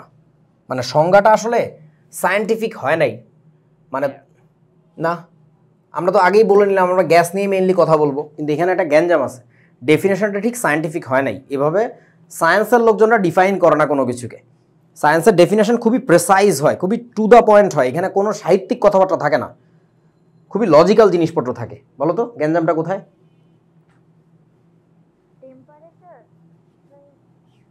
হইলো কোনো একটা ফিক্সড টেম্পারেচারে কাজ করলাম, ওটা তেমন বড় কোনো ইস্যু না। একটা জায়গায় বড় সড়ো একটা গলদ আছে, ওইভাবে কথা বলা ঠিক না। বলো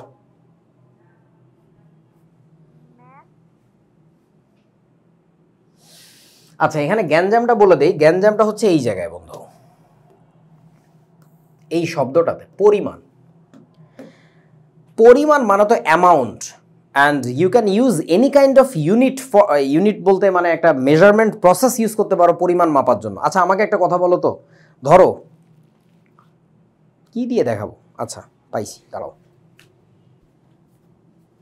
আমার কাছে একটি হাতুড়ি আছে, এই যে এই হাতুড়িটা আমি যদি তোমাকে বলি এটা একটা হাতুড়ি, আবার একটা ছোট হাতুড়ি আছে ধরো আমার কাছে, তো তুমি এটার পরিমাপটা কিভাবে মাপতে পারো? তুমি ভর দিয়ে মাপতে পারো না, যে ভাই 1.5 কেজি ওজনের হাতুড়িটা, বলতে পারো ওজন দিয়ে বা ভর দিয়ে কথা বলতে পারো। আবার তুমি তো লেন্থ মাইপাও কথা বলতে পারো, যে এই যে ধরো রাফলি 1 ফুট মানে 12 ইঞ্চির যে হাতুড়িটা ওইটা আমি নিয়ে আসছি। তার মানে পরিমাণ বলতে গেলে তোমাকে তো ভরেও কথা বলতে পারি, দৈর্ঘ্যে কথা বলতে পারি, আয়তন দিয়ে কথা বলতে পারি, কত কিছু দিয়ে কথা বলতে পারি। আসলে পরিমাণ বলতে এখানে কি নিতে হবে এটা তো স্পেসিফাই করো নাই, যে গ্যাসের কি নিতে হবে। গ্যাসের আয়তন নিয়ে কথা বলতে পারো, গ্যাসের ভর নিয়ে। হ্যাঁ হ্যাঁ হ্যাঁ, ওইটাও একটা ফ্যাক্ট, কিন্তু তারপরে তুমি কিন্তু বলে দিছো একক সময়, তার মানে হয় মিনিটে নাহলে সেকেন্ডে কিছু একটা নিবা বা আওয়ারে নিবা, হইলো বুঝলাম। কিন্তু এখানে বলছো যে পরিমাণ গ্যাস, মানে গ্যাসের আসলে কি নিব? গ্যাসের কি আয়তন নিব, গ্যাসের অণুর সংখ্যা নিব যে কতগুলো অণু চলে গেল এখান থেকে ব্যাপনের ফলে, নাকি গ্যাসের ভর নিব, কি নিব এটা ডিফাইন করা হয় নাই। আমার কথা কি বুঝছো? না না, তোমরা ধরো প্রপোজ করতেছো যে ভর নেন, সেটা পরের ইস্যু, বাট আগে এটা দুর্বলতাটা বোঝো, উইকনেসটা বোঝো, যে ফ্লটা কোথায় ছিল। ফ্লটা হচ্ছে you didn't specify which term to take. হ্যাঁ, মানে আমি কোন রাশির সাপেক্ষে যে হিসাব করবো এটা বলো নাই আর কি। ওকে, সো এখানে আসলে বিজ্ঞানীরা যে কাজটা করে সেটা হচ্ছে আয়তন নিয়ে কাজ করে, ভলিউম, যে কত আয়তন গ্যাস বের হয়ে গেল এখান থেকে। বুঝেছো আমার কথা? ওকে, আমাকে একটা কথা বলো তো, বেলুন থেকে, জন্মদিনের বেলুন থেকে যখন তুমি ফু দিয়ে বেলুনটা ফুলাইছিলা, একটু পরে মুখটা খুলে গেল, বেলুনটা বের হয়ে গেল, এটা কি ঘটলো? এটা কি ব্যাপন ঘটলো নাকি নিঃসরণ ঘটলো? নিঃসরণ ঘটছে, ঠিক আছে। তাহলে তুমি, হ্যাঁ সেটা তো একেবারে শেষ পর্যায়ে যতক্ষণে চাপ সমান হবে আর কি। তাহলে আমরা এটার ক্ষেত্রে একটা জিনিস একটু জিজ্ঞাসা করি তোমাদেরকে। ধরো তোমার কাছে যে বেলুনটা ছিল সেই বেলুনটা মোটামুটি এরকম ছিল আর কি। তো প্রথমে তুমি ভলিউম মাপলা, যে এটা হচ্ছে ধরো কথার কথা 30 সেন্টিমিটার কিউব আছে। ওকে, তারপরে মুখটা একটু খুলে দিলা, বেলুনটা একটু চুপসে আসলো, একটু ধরো চুপসে গেছে, এই যে এরকম এরকম চুপসে গেছে। তারপরে তুমি এইটার আয়তন এবার মাপলা, এটা দেখা গেল যে 15 সেন্টিমিটার কিউব হয়েছে। তাহলে বলেন তো কি পরিমাণে গ্যাস এখান থেকে ব্যাপিত বা নিঃসরিত হইল? 15 সেন্টিমিটার কিউব, বুঝতে পারছো? হ্যাঁ, তাহলে তখন আমরা ব্যাপন হার কিভাবে হিসাব করি? ব্যাপন হারকে হচ্ছে ছোট হাতের আর দিয়ে লেখা হয়, আর মানে রেট অফ ডিফিউশন, এই জন্য আর rate. So R equal to, ইকুয়েশনটা কি হবে বলো তো, কি বাই কি হবে? ভি বাই হচ্ছে টি, রুট টুটা আবার কই পাইলা? মানে সিম্পলি ডেফিনেশন থেকে আসো, ব্যাপারটা বোঝো। আমি যদি বলি যে তোমার কি বলে, টি টাইমে, টি সময়ে ব্যাপিত হয়েছে কতখানি বলো তো? টি সময়ে ব্যাপিত হয় ভি ভলিউম মানে ভি আয়তন আর কি হইল। তাহলে অতএব একক সময়ে ব্যাপিত হবে কতখানি বলেন তো, ভি বাই টি। এইটাই হচ্ছে আমাদের ব্যাপন হার, সংক্ষেপে আমরা ছোট হাতের আর দিয়ে লিখি। বুঝিয়েছো আমার কথা? আর ইকুয়ালস হচ্ছে V by T. So that is the rate of diffusion. এখন বলো, যে গ্যাসের ব্যাপন হার বেশি তার মানে কি, সে কি দ্রুত চলে গেল এখান থেকে, নাকি আস্তে আস্তে ঘুমাইতে ঘুমাইতে গেল? কোনটা? দ্রুত চলে গেল, রাইট। ওকে, সো এবার বলো বন্ধু, ব্যাপন মানে আসলে কি জানো? আমার কাছে মনে হয় যেটা অণুর দৌড়াদৌড়ি, অণু ছুটে চলে যাচ্ছে, সাঁই করে দৌড়ায় চলে যাচ্ছে। এখন তোমার দুইটা বন্ধু আছে, একটা হচ্ছে হ্যাংলা পাতলা আর একটা হচ্ছে ভোটকা সুটকা। সো তুমি যদি দুইজনকে দৌড়াইতে দাও, কে দ্রুত দৌড়ে চলে যাবে? ভোটকাটা? পাতলা? এইটাই চিকনাটা। তাহলে এইটাই হচ্ছে আমাদের এক বিশেষ ভদ্রলোকের সূত্র, এটাকে বলে গ্রাহামের গ্যাস ব্যাপন সূত্র, যে সূত্রটা গ্যাসের ব্যাপনের ক্ষেত্রে প্রযোজ্য, ব্যাপন শুধু না নিঃসরণের ক্ষেত্রেও প্রযোজ্য। সো আমরা এটাকে বলে থাকি গ্রাহামের গ্যাস ব্যাপন সূত্র। সো জিনিসটা কি বলছে দেখেন, কোনো একটা সার্টেন টেম্পারেচারে এবং প্রেসারে কোনো গ্যাসের ব্যাপনের যে হার অর্থাৎ রেট অফ ডিফিউশন, সেটা হচ্ছে গ্যাসটার আণবিক ভরের বর্গমূলের ব্যস্তানুপাতিক। তার মানে কি দাঁড়াইছে বলো তো? আমরা বলতে পারবো অতএব ওই গ্যাসটার ব্যাপন হার যদি হয়ে থাকে আর, তাহলে আর সমানুপাতিক, তোমাদেরকে আগে একদিন শিখাইছিলাম সমানুপাতিক জিনিসটা কি। ওকে, সো আর সমানুপাতিক আমাদের কি লেখা লাগবে বলো তো? ওর যে আণবিক ভর আছে সেটাকে, আণবিক ভরকে কি দিয়ে প্রকাশ করে জানো? বড় হাতের এম। এগুলো তোমরা শিখছো এখনো নাকি স্কুলে শেখো নাই আণবিক ভর? ওকে, সো মানে প্রত্যেকটা গ্যাসের একটা আণবিক ভর থাকে, লাইক অক্সিজেন গ্যাসের আণবিক ভর হচ্ছে 32, নাইট্রোজেনের হচ্ছে 28, এরকম প্রত্যেকের আছে আর কি। সো এখন আর সমানুপাতিক হচ্ছে 1/√m, এই কথা বলছে আর কি। এই জিনিসটা তোমাদের সিলেবাসে নাই, কেন দেখাচ্ছি? কারণ আমরা একটা লোভের সমাজে বাস করি। লোভ, যখন তোমাদের সিলেবাসের উপরে স্যারদেরকে পরীক্ষা নিতে প্রশ্ন করতে দেওয়া হয়, তখন তারা চায় যে আমরা দেখি, ওকে একটা জিনিস চেক করি, দেখিও পারে কি না।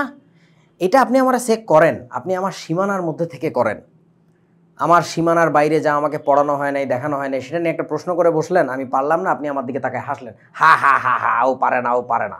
এটা আসলে স্যার একটা অন্যায় কাজ করলো, এটা ওনার ক্ষমতার অপব্যবহার করলেন, অনৈতিক একটা কাজ করলেন। এইগুলো সব জবাব দিবেন উনি হাসরের ময়দানে। সো আমাদের দেশে বিভিন্ন পরীক্ষা, ইভেন পাবলিক পরীক্ষাগুলোতেও, এসএসসি পরীক্ষাতেও এই সূত্রটা আসে না, তবে এই সূত্র রিলেটেড প্রশ্ন আসে।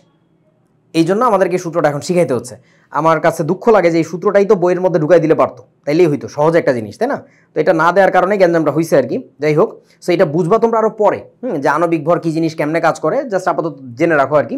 সো এখান থেকে একটা জিনিস দেখা যাচ্ছে, যার এমটা বেশি হবে, বলো তো আমাকে একটু, যার এমটা বেশি হবে তার ব্যাপন হারের মানটা কি হবে, বেশি নাকি কম? কম হবে। তোমাদেরকে ব্যস্তানুপাতিক সমানুপাতিক ব্যাপারটা বুঝাইছিলাম তো আগে একদিন, না? আমি তাহলে এটা মনে হয় অফলাইন, আচ্ছা অফলাইনের কোনো ব্যাচে মনে হয় বলছিলাম আর কি, তোমাদের সাথে পেঁচায় ফেলাইছি মনে হয় আমি। আচ্ছা হালকা করে একটু বলি, সমানুপাতিক ব্যস্তানুপাতিক জিনিসটা কি। এটা তোমরা কি ফিজিক্সে এখনো শিখে পারছো? আচ্ছা আমি একটু বলি তাইলে। সমানুপাতিক ইংরেজিতে বলা হচ্ছে প্রপোর্শনাল। প্রপোর্শনাল, প্রপোর্শন কি বোঝো তোমরা?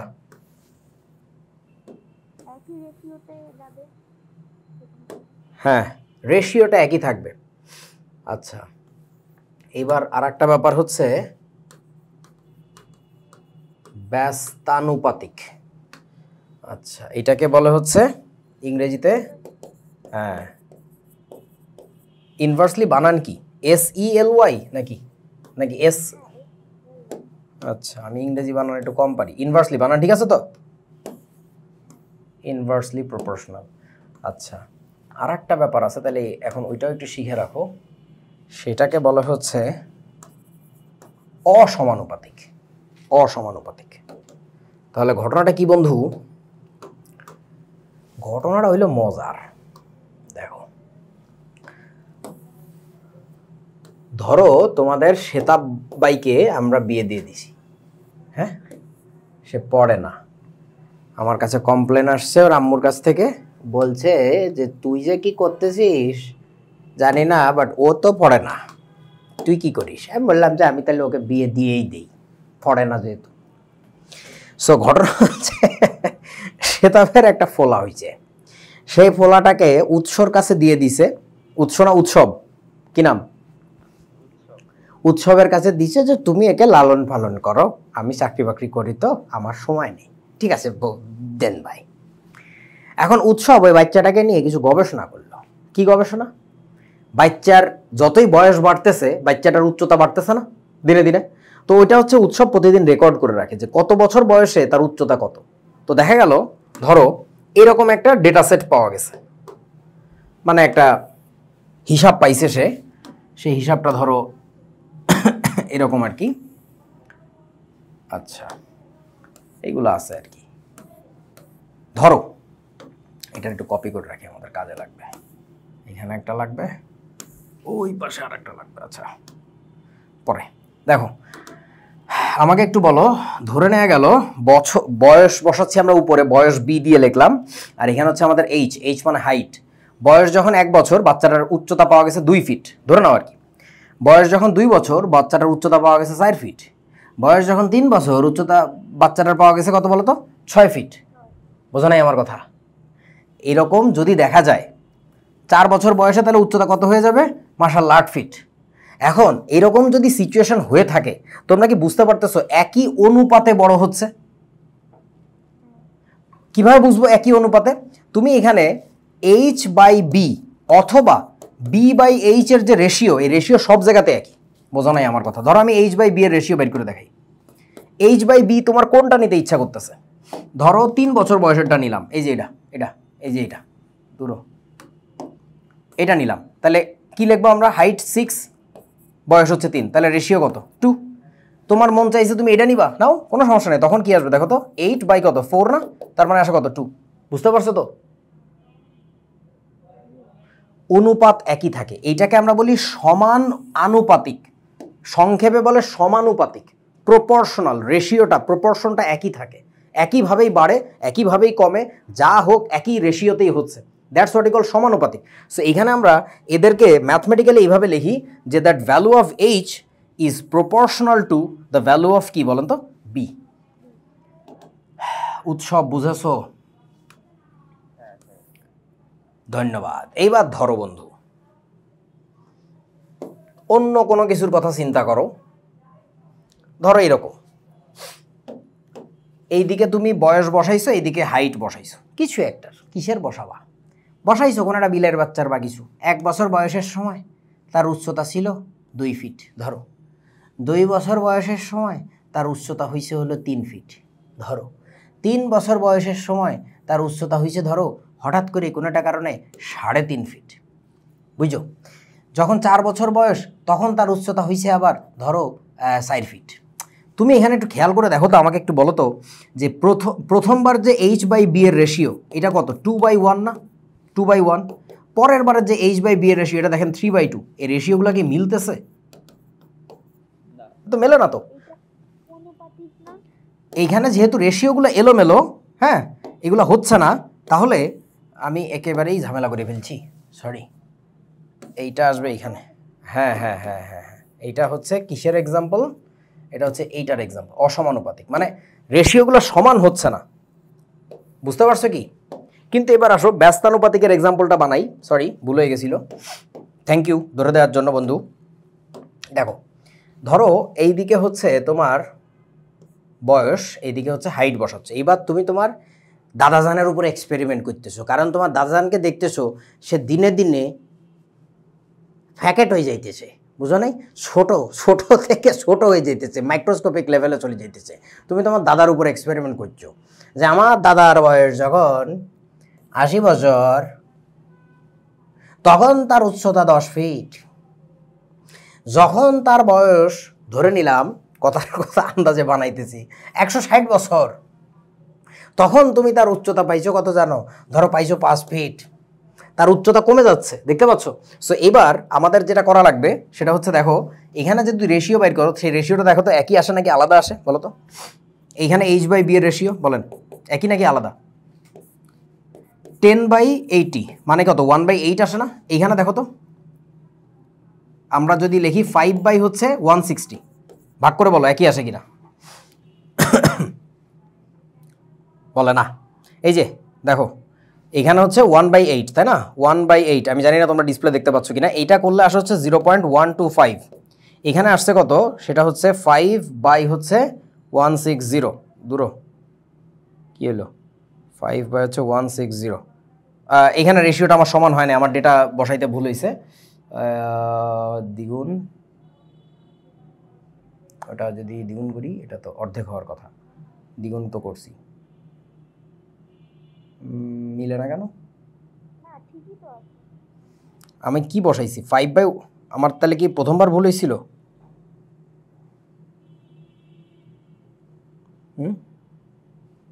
0.125, তারপরেরটা 5/160। ও না না না, আমার কথাবার্তা বলা ঠিকই আছে। এবার দেখো এখানে কি হচ্ছে 0.03125 আসছে না? সো তোমার কাছে কি মনে হচ্ছে, রেশিও কি মেলে? মানে রেশিও কি মিলছে? মেলে নাই, কিন্তু দাঁড়াও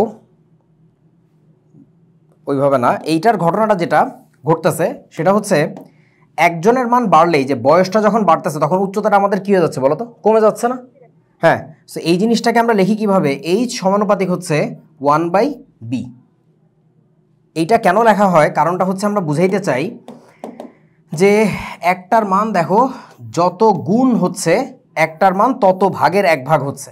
এইখান থেকে এখানে যাইতে আপনার কত গুণ হয়েছে দেখেন তো, দ্বিগুণ হয়েছে না? দ্বিগুণ, 2 গুণ, 80-কে 2 দিয়ে গুণ করলে তো 160 হয় নাকি? এবার এইখান থেকে এখানে যাইতে কত গুণ হচ্ছে দেখো তো, হাফ টাইমস হচ্ছে না, আধা গুণ। হ্যাঁ, সো ওইটাকে গাণিতিকভাবে রিলেট করার সিস্টেমটা হচ্ছে এইটা, একটা যত গুণ বাড়বে বা বৃদ্ধি পাবে আর একটা তত ভাগের 1 ভাগ হয়ে যাবে আর কি। ওটাকে গাণিতিকভাবে লেখার প্রসেসটা হচ্ছে এইটা আর কি, বুঝেছো? এটাকে বলা হচ্ছে ব্যস্তানুপাতিক। সো এই ব্যস্তানুপাতিক ব্যাপারটা দিয়ে বুঝায় একজন বাড়লে আর একজন কমবে, ঠিক আছে? আর ওইখানে যেটা হ্যাঁ হ্যাঁ, এটা লেখার সিস্টেম, এটা আমি তোমাদের গাণিতিকভাবে সুন্দর দেখাইতে পারলাম না, মানে বুঝো তো, আমি তো আসলে এগুলো দেখাই না, আমি তো কেমিস্ট্রির লোক। কেমিস্ট্রিতে তো তোমাদেরকে গতদিন মনে হয় বলছিলাম সবচেয়ে বেশি মৌলিক একেবারে বিজ্ঞান কোনটা বলো তো আমাকে একটু, মানে বিজ্ঞানের। Nope nope nope, never never. মুরব্বী, ম্যাথ। মানে যে ম্যাথ পারে না সে আসলে কিছু পারে না, একেবারে মৌলিক জিনিস হচ্ছে ম্যাথ। সো ম্যাথ শিখে তোমাকে তারপরে শিখতে আসতে হয় ফিজিক্স, যেখানে দেখবা ফিজিক্স তুমি এমন কোনো চ্যাপ্টার দেখাইতে পারবা না, এমন কোনো পেজ দেখাইতে পারবা না যে পেজের মধ্যে গাণিতিক 2-4টা ইকুয়েশন লেখা নাই। কিন্তু তুমি কেমিস্ট্রি বইগুলো অজস্র পাতা আছে যে পাতায় গাণিতিক কোনো সংখ্যাই লেখা নাই, কোনো সংখ্যা নাই, কোনো নাম্বার নাই, শুধু বগর বগর করে কথা বলতেছে, যুক্তি বোঝানোর চেষ্টা করতেছে। সো ব্যাপারটা এরকম, আমি যেটা পড়াই কেমিস্ট্রি সেটা হচ্ছে সবচেয়ে কমপ্লেক্স টপিক, তো ওইটা যখন পড়াইতে যাই তখন ধরে নিতে হয় বা বুঝে নিতে হয় যে ওই স্টুডেন্টটা ম্যাথও পারে, ফিজিক্সও পারে, আমার কাছে আসছে একটু হায়ার লেভেলের জিনিস দেখার জন্য আর কি। কিন্তু এই যে ম্যাথের এই জায়গাগুলোতে তো আমি জীবনে কথা বলি না। এটা কোনো একটা অফলাইন ব্যাচে প্রথম দেখাইছিলাম কয়েকদিন আগে তোমাদের এই ক্লাসের, আর হচ্ছে আজকেই তোমাদের সাথে আলোচনা করতেছি। সো ওদের ওই দিন যে কী উদাহরণ দিয়েছিলাম মনে নেই এখন, কেন মিললো না, যাই হোক, মানে এটার আমার এক্সাম্পল দেওয়াটা ভালো হয় না, বাট আইডিয়াটা বুঝছো তো নাকি? ওকে।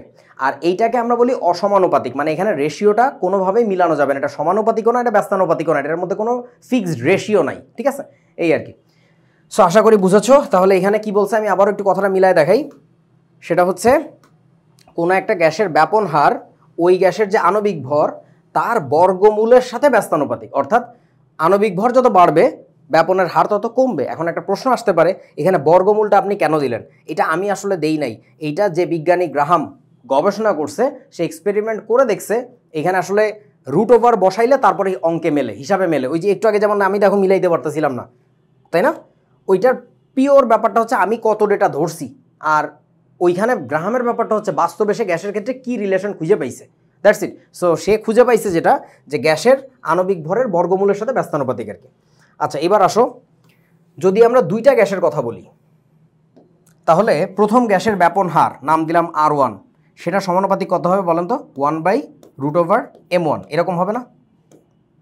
আচ্ছা, তাইলে আবার আমাদের দ্বিতীয় গ্যাস, অন্য কোনো গ্যাস যদি হয়ে থাকে তার ক্ষেত্রে কি আসবে বলো তো? তার ব্যাপন হারকে আমরা ধরলাম হচ্ছে R2, যদি ধরি তাহলে তার ব্যাপন হার কত হবে? M2, এরকম তো?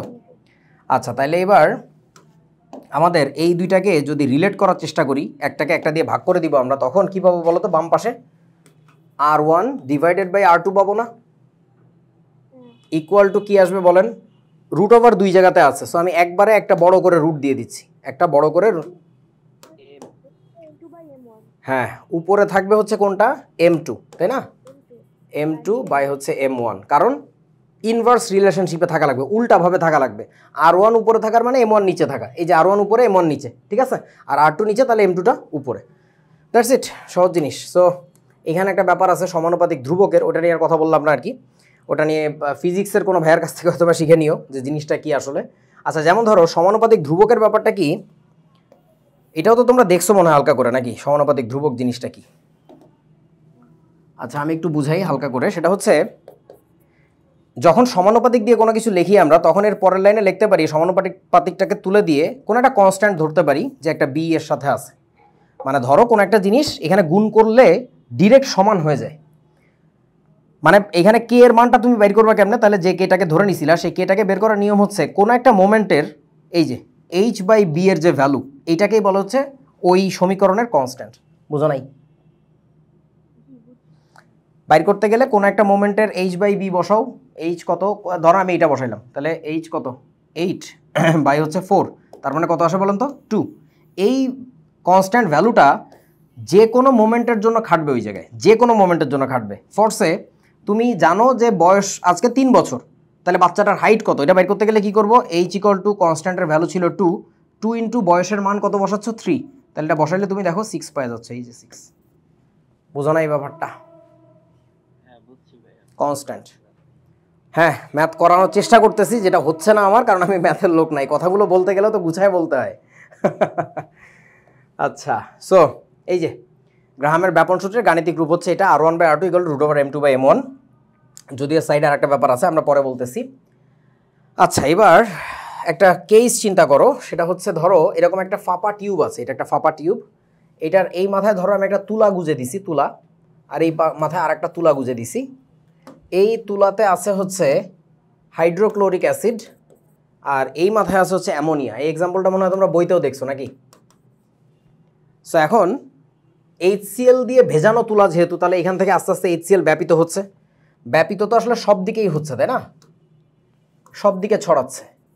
কিন্তু আমার মেইন কনসার্ন এই মুহূর্তে নলের ভিতরের দিকে যেটা যাচ্ছে, এখান থেকে অ্যামোনিয়া একই ঘটনাই ঘটাচ্ছে, সে সব দিকেই ছড়াচ্ছে, কিন্তু নলের ভিতরে যেটা যাচ্ছে এটা আমার কনসার্ন। বলো তো নলের ভিতরে কে বেশি দৌড়ে চলে আসবে, HCl নাকি অ্যামোনিয়া?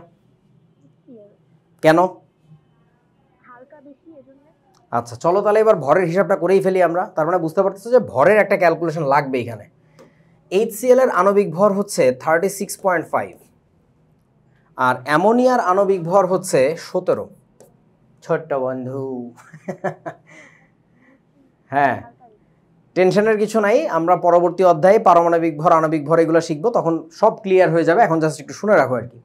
সো অ্যামোনিয়া যেহেতু হালকা, তাহলে কি করবে বলেন তো, অ্যামোনিয়া ভদ্রলোক দৌড়াবে হচ্ছে বেশি, তাহলে অ্যামোনিয়া হয়তো বা দৌড়ে এতখানিক চলে আসছে, ঠিক আছে, ততক্ষণে কেবল HCl ওর বাসা থেকে বের হয়ে এখানে গেছে, যায় বলবে আরে বন্ধু তুই চলে আসছিস, আমিও বেরোইছিলাম, বিশ্বাস কর আমার একটু দেরি হয়ে গেছে। সো এটা বেশি দৌড়াবে আর কি, অ্যামোনিয়াটা বেশি দৌড়াবে। সো এখানে কি বিক্রিয়া হয় সেটা একটু আমরা জেনে নেই। কার সাথে কার বিক্রিয়া? অ্যামোনিয়ার সাথে HCl এর বিক্রিয়া। এই বিক্রিয়ার প্রোডাক্ট কি? সংকেত কি? NH4Cl। নাম কি এটার? Ammonium chloride. হ্যাঁ, এইটাকে বাংলায় কি বলে জানো? এটাকে বাংলায় বলে হচ্ছে নিশাদল, যেটা একটা কেমন পদার্থ মনে পড়ে? ঊর্ধ্বপাতিত পদার্থ, সাবলিমেশন হয় এখানে। ওকে, আচ্ছা, অ্যামোনিয়াম ক্লোরাইডের ফিজিক্যালি দেখতে জিনিসটা কেমন জানো? মানে যদি গ্যাসাস অবস্থা থাকে তাহলে সাদা ধোঁয়া দেখা যায়। আমি একটু লিখে রাখি, এটা একবার পরীক্ষা আসা জিনিস। হ্যাঁ, নিশাদলের সাদা ধোঁয়া দেখা যায়। ওকে, তারপরে চলো একটা অঙ্ক করে দেখা যাক। নিচের ফাঁপা নলের বাম প্রান্তে অ্যামোনিয়া, বাম প্রান্ত বলছে, এই প্রান্তে অ্যামোনিয়া, এবং ডান প্রান্তে হাইড্রোক্লোরিক অ্যাসিড, এই প্রান্তে HCl। অ্যাসিড সিক্ত তুলা প্রবিষ্ট করানো হলো, প্রবিষ্ট মানে একটু প্রবেশ করানো হলো। কাঁচনলের দৈর্ঘ্য 100 সেন্টিমিটার হলে কাঁচনলের কোথায় সাদা ধোঁয়া দেখা যাবে? টোটাল এই গ্লাস রডটার লেন্থ, এই পুরোটার লেন্থ হচ্ছে কত বলছে? 100 সেন্টিমিটার। তার মানে এই মাথা থেকে ওই মাথা, এই পুরোটা হচ্ছে 100 সেন্টিমিটার। একটু দাগ দিয়ে দেই, দেখতে ভালো লাগবে। 100 সেন্টিমিটার, তাহলে 100 সেন্টিমিটার। এখন কিভাবে বের করা যায় হিসাবে বলেন তো? আমার কি লাগবে আসলে? লেন্থ লাগবে না, আমার লাগবে হচ্ছে দৈর্ঘ্যটা। তাহলে কে বেশি দৌড়াবে, অ্যামোনিয়া নাকি HCl, কোনটা? অ্যামোনিয়া বেশি দৌড়াবে। ধরে নিলাম অ্যামোনিয়া এই মাথা থেকে এতখানি দৌড়ে চলে আসছে, ধরে নেওয়া গেল। আর HCl ভদ্রলোক দৌড়াইছে মাত্র এইটুকু, এইটুকু দৌড়াই তার অবস্থা খারাপ, জীবন চলে যাইতেছে, এমন একটা সিচুয়েশন। এখন এইখান থেকে শুরু করে এই পুরো লেন্থ, এইটাকে আমরা কি বলি জানো? এটাকে আমরা বলবো হচ্ছে ধরো এক্স অফ অ্যামোনিয়া। এক্স মানে হচ্ছে ব্যাপন দূরত্ব, যত দূর ব্যাপিত হয়ে চলে গেছে। একটু ভাবো আম্মুর, আচ্ছা আম্মুর লাগবে না, তুমি একটা কি বলে একটা আতরের বোতল খোলা, সেখান থেকে তুমি খেয়াল করলা কত দূরে ঘ্রাণ পাওয়া যাচ্ছে, এত দূরে পাওয়া যাচ্ছে, কিন্তু এর একটু বেশি দূরে গেলে আর পাওয়া যাচ্ছে না। তাহলে যত দূরে ব্যাপিত হচ্ছে এটাকে আমরা বলবো হচ্ছে তার ব্যাপন দূরত্ব। বুঝেছো? ওকে, তাহলে এইটুকুকে আমরা নাম দিলাম এক্স অফ অ্যামোনিয়া। তাহলে বলো তো এইটুকু লেন্থকে আমাদের কি নাম দেওয়া লাগবে? এক্স অফ, হ্যাঁ বলা যায়, বাট ওইটার আসল পরিচয় তো এক্স অফ HCl, তাই না? যে HCl এর ব্যাপন দূরত্ব। বুঝেছো? এখন আমরা একটা কথা বলতে পারি এখানে, যে এই যে এক্স অফ HCl, এটার ভ্যালু হবে কত? এটার ভ্যালু হবে 100 মাইনাস এক্স অফ কি বলেন তো? অ্যামোনিয়া। বুঝেছো? কারণ পুরোটা তো 100 সেন্টিমিটার লেন্থ। এখন আমরা এখানে একটা সূত্র লিখব, গ্রাহামের ব্যাপন সূত্র। সেই সূত্রটা হইতেছে বন্ধু এরকম, দেখো আর বাই আর ইকুয়াল টু হচ্ছে এক্স বাই এক্স। এখন একটা জিনিস ভাবো তো, যার ব্যাপন হার বেশি তার কি ব্যাপন দূরত্ব বেশি হবে নাকি কম হবে বলো? যার ব্যাপন হার বেশি অর্থাৎ দ্রুত ব্যাপিত হয় সে কি অনেক দূরে চলে যাবে নাকি বেশি দূর যেতে পারবে না? কোনটা? অনেক দূরে চলে যাবে, সহজ কথা। তাহলে সমানুপাতিক সম্পর্ক হবে নাকি ব্যস্তানুপাতিক হবে বলেন? আল্লাহ, ইন্না লিল্লাহি ওয়া ইন্না ইলাইহি রাজিউন। একজনের ব্যাপন হার বেশি, সে বেশি দূরে চলে যাবে, তাহলে কি ব্যাপন সমানুপাতিক নাকি ব্যস্তানুপাতিক, কোনটা হবে? সমানুপাতিক। ভাবো ব্যাপন হার বেশি হলে ব্যাপন দূরত্বটাও বেশি হয়, সো এইটা বাড়লে ওইটাও বাড়ে, তাহলে এটাকে সমানুপাতিক বলে। তাহলে সমানুপাতিক যদি হয় তাহলে সেম লেভেলে থাকার কথা নাকি উল্টা থাকার কথা, কোনটা? সেম লেভেলে। তাহলে উপরে 1 হলে এখানেও আমাদের উপরে 1 হবে, বোঝা নাই? নিচে 2 হলে উপরে 2, নিচে 2 হবে। এখন আমি তো 1 2 দিয়ে দেই না, আমি তো এক্স অফ অ্যামোনিয়া এইভাবে দিছি। তাহলে ধরো এইটাকে আমি নাম দিলাম আর অ্যামোনিয়া। তাহলে এখানেও উপরে কি হবে বলো তো? এক্স অ্যামোনিয়া হবে না? হ্যাঁ, আর নিচে হবে এটা HCl, আর এখানে হবে হচ্ছে HCl। ওকে, এবার ভাবো এই সূত্রটার মূল চেহারাটা তোমাদের কি জানা ছিল বলো তো? এইটার মূল চেহারাটা আমাদের কি জানা ছিল? রুট ওভার, এই যে দেখেন R by R equal to কি ছিল? Root over M by M, এরকম না? ওকে, এবার ভাবো R1 বাই R2 ছিল, তখন কি ছিল? M2 বাই M1 না? তাহলে এখানে উপরে এম এর সাথে কি আসবে বলো তো? উপরের এমটার সাথে HCl, এই যে নিচেরটা উপরে যাচ্ছে, বোঝা নাই? ব্যস্তানুপাতিক সম্পর্ক। আর উপরে যেটা অ্যামোনিয়া ছিল এখানে নিচে আসবে হচ্ছে অ্যামোনিয়া। বুঝতে পারছো? তাহলে গ্রাহামের ব্যাপন সূত্রের এই দুইটা ফর্ম, এই যে এই পাশেরটা আর এই পাশেরটা আগে থেকেই জানতাম, নতুন একটা জিনিস আমরা এটা বানাইলাম। এবং এই অঙ্কটার জন্য আমাদের লাগবে বেসিক্যালি কোন অংশটুকু? এই পরের এই দুইটা পার্ট মিলে, দ্যাটস ইট। বুঝেছো? ওই পার্টটা আমাদের লাগবে না, কারণ ব্যাপন হারের মান তোমার কাছে দেওয়া নাই। তোমার কাছে আছে হচ্ছে গ্যাস দুইটার আণবিক ভর জানা, আর তোমার লাগবে হচ্ছে সরণটা কত, দূরত্বটা কত, কত দূরে যায় গ্যাসটা মিলিত হয়েছে। সবাই বুঝছো তো নাকি? ওকে, তাহলে আমি এই সূত্র দুইটাকে একটু সাইড করে রাখি, আমার যতটুকু লাগবে অতটুকু নিয়ে কাজ করি।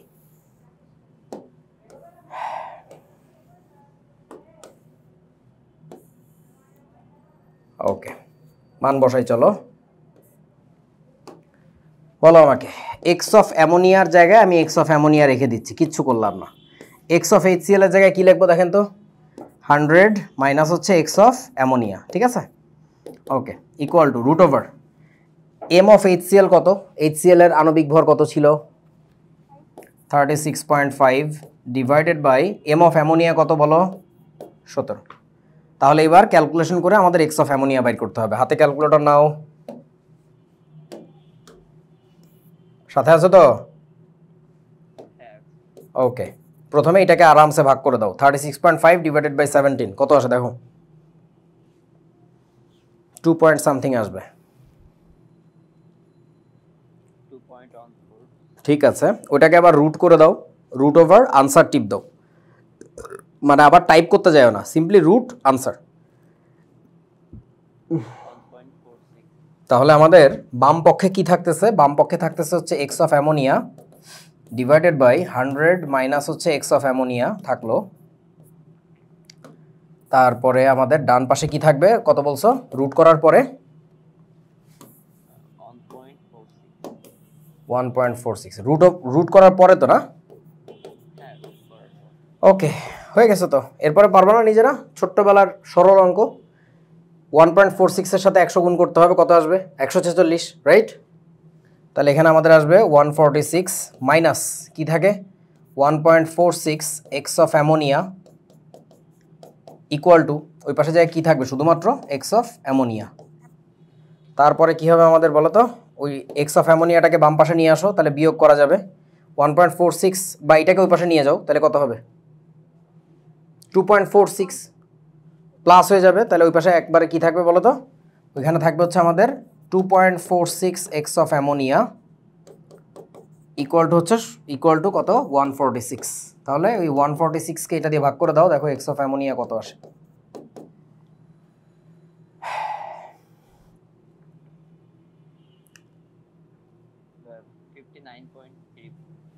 59.3। ইউনিটটা কি হবে এখানে, এককটা কি হবে?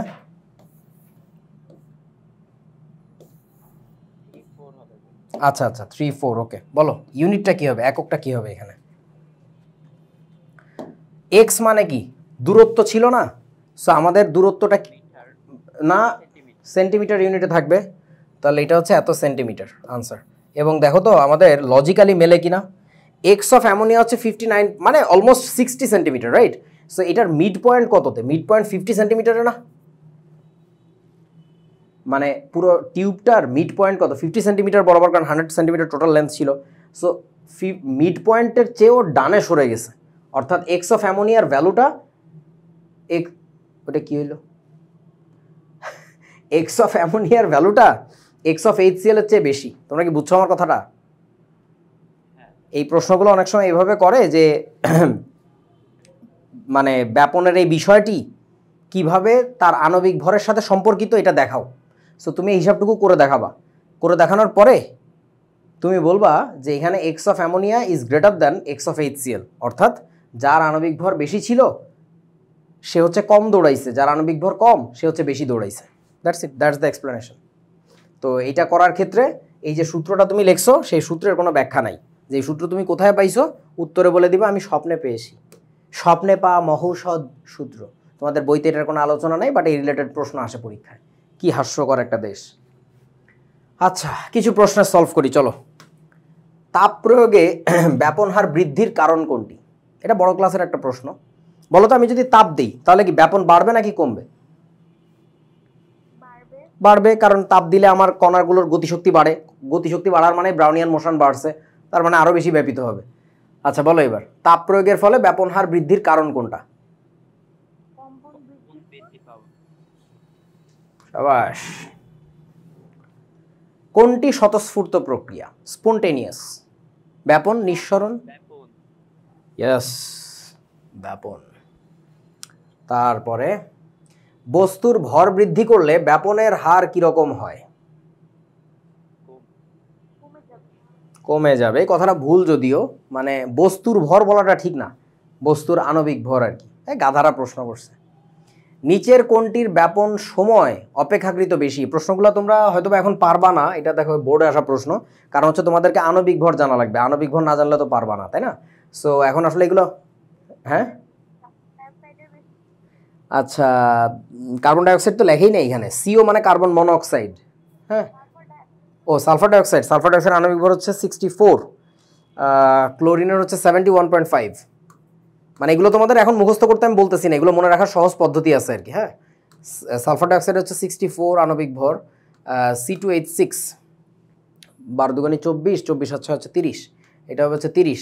কার্বন মনোঅক্সাইডের কত হবে? 12 আর 16, তাহলে কত? 28, 28। সো তাহলে কারেক্ট আনসার কোনটা বলেন তো? কোনটির ব্যাপন সময় অপেক্ষাকৃত বেশি? বলো, এবার বলো, আমি সব লিখে দিছি, তোমরা বলো। 71.5 না, সরি 71 মানে 30। হ্যাঁ, তাহলে কোনটা হবে? ক্লোরিনের, বুঝেছো? আচ্ছা, মানে ভাই এগুলো তোমরা পারবা তখন উত্তর দিতে যখন তোমাদের কাছে ওই ডেটাগুলো মুখস্থ হবে, এখন মানে ওগুলো তো শেখার সময় এখনো আসে নাই তোমাদের। আচ্ছা, রাজশাহী বোর্ড 2020, সাদা ধোঁয়া সৃষ্টি করে কোনটি? দেখো কত কাছাকাছি একটা জিনিস দিছে, পোলাপান কনফিউজড হয়ে যাবে, কনফিউজড হওয়া যাবে না, অ্যামোনিয়াম ক্লোরাইড।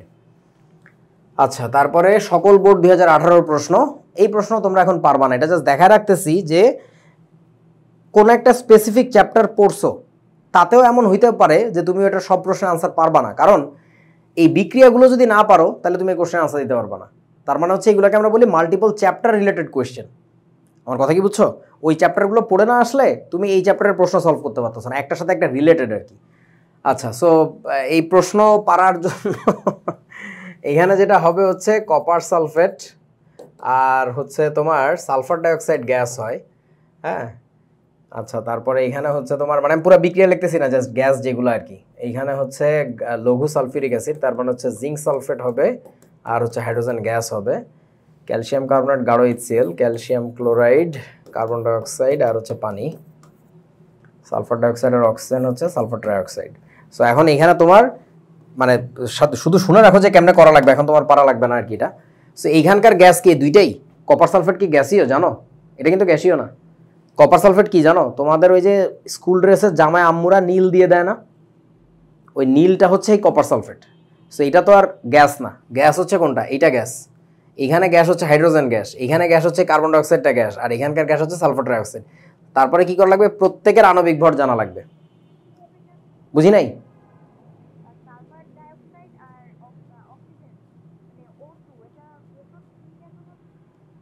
SO3 হবে, মানে তুমি মনে করতেছো হয়তো বা যে SO4 হওয়ার কথা, তাই তো নাকি?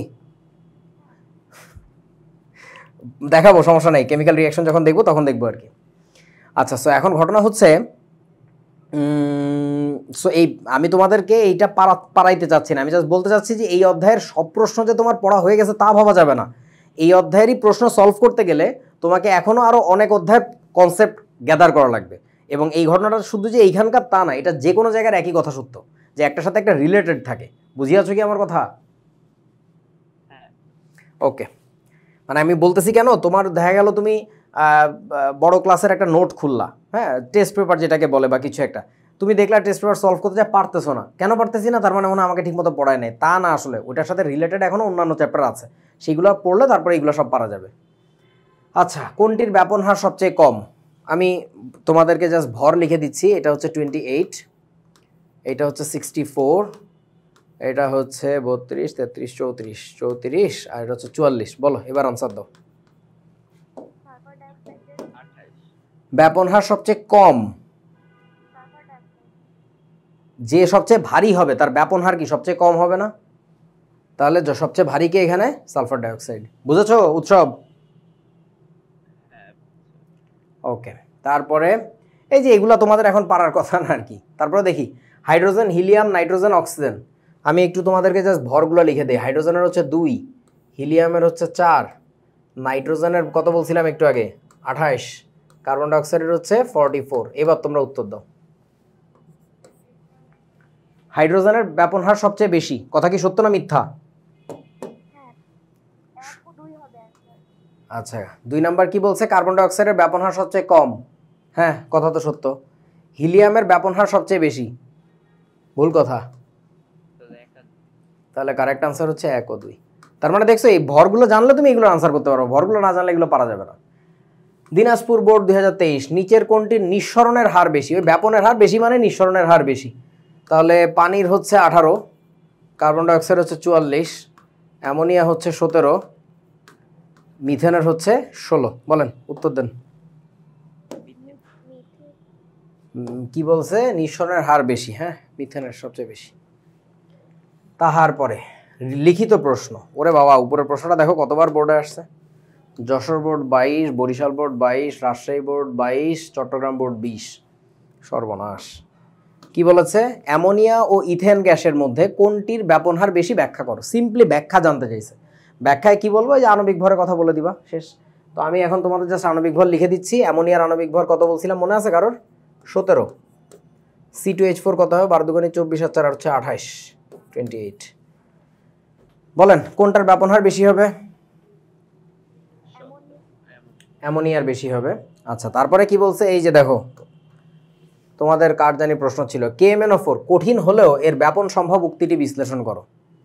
কিভাবে বিশ্লেষণ করবা? তুমি এক্সাম্পল দিবা, KMnO4 পটাশিয়াম পারম্যাঙ্গানেটকে আমি যদি পানিতে ছেড়ে দেই তাহলে পানিতে সে ব্যাপিত হয়। বুঝেছো? ওকে। তারপরে আসো, নাইট্রোজেন ও ক্লোরিন গ্যাস দুটির মধ্যে ব্যাপন হারের তুলনা করো।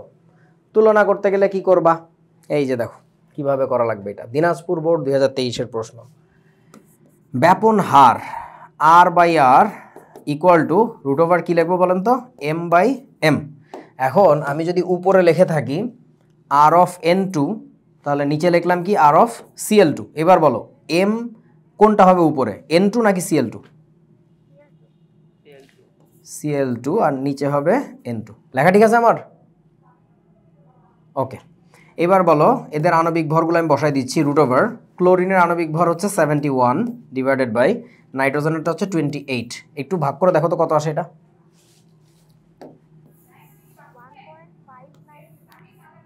রুট করছো?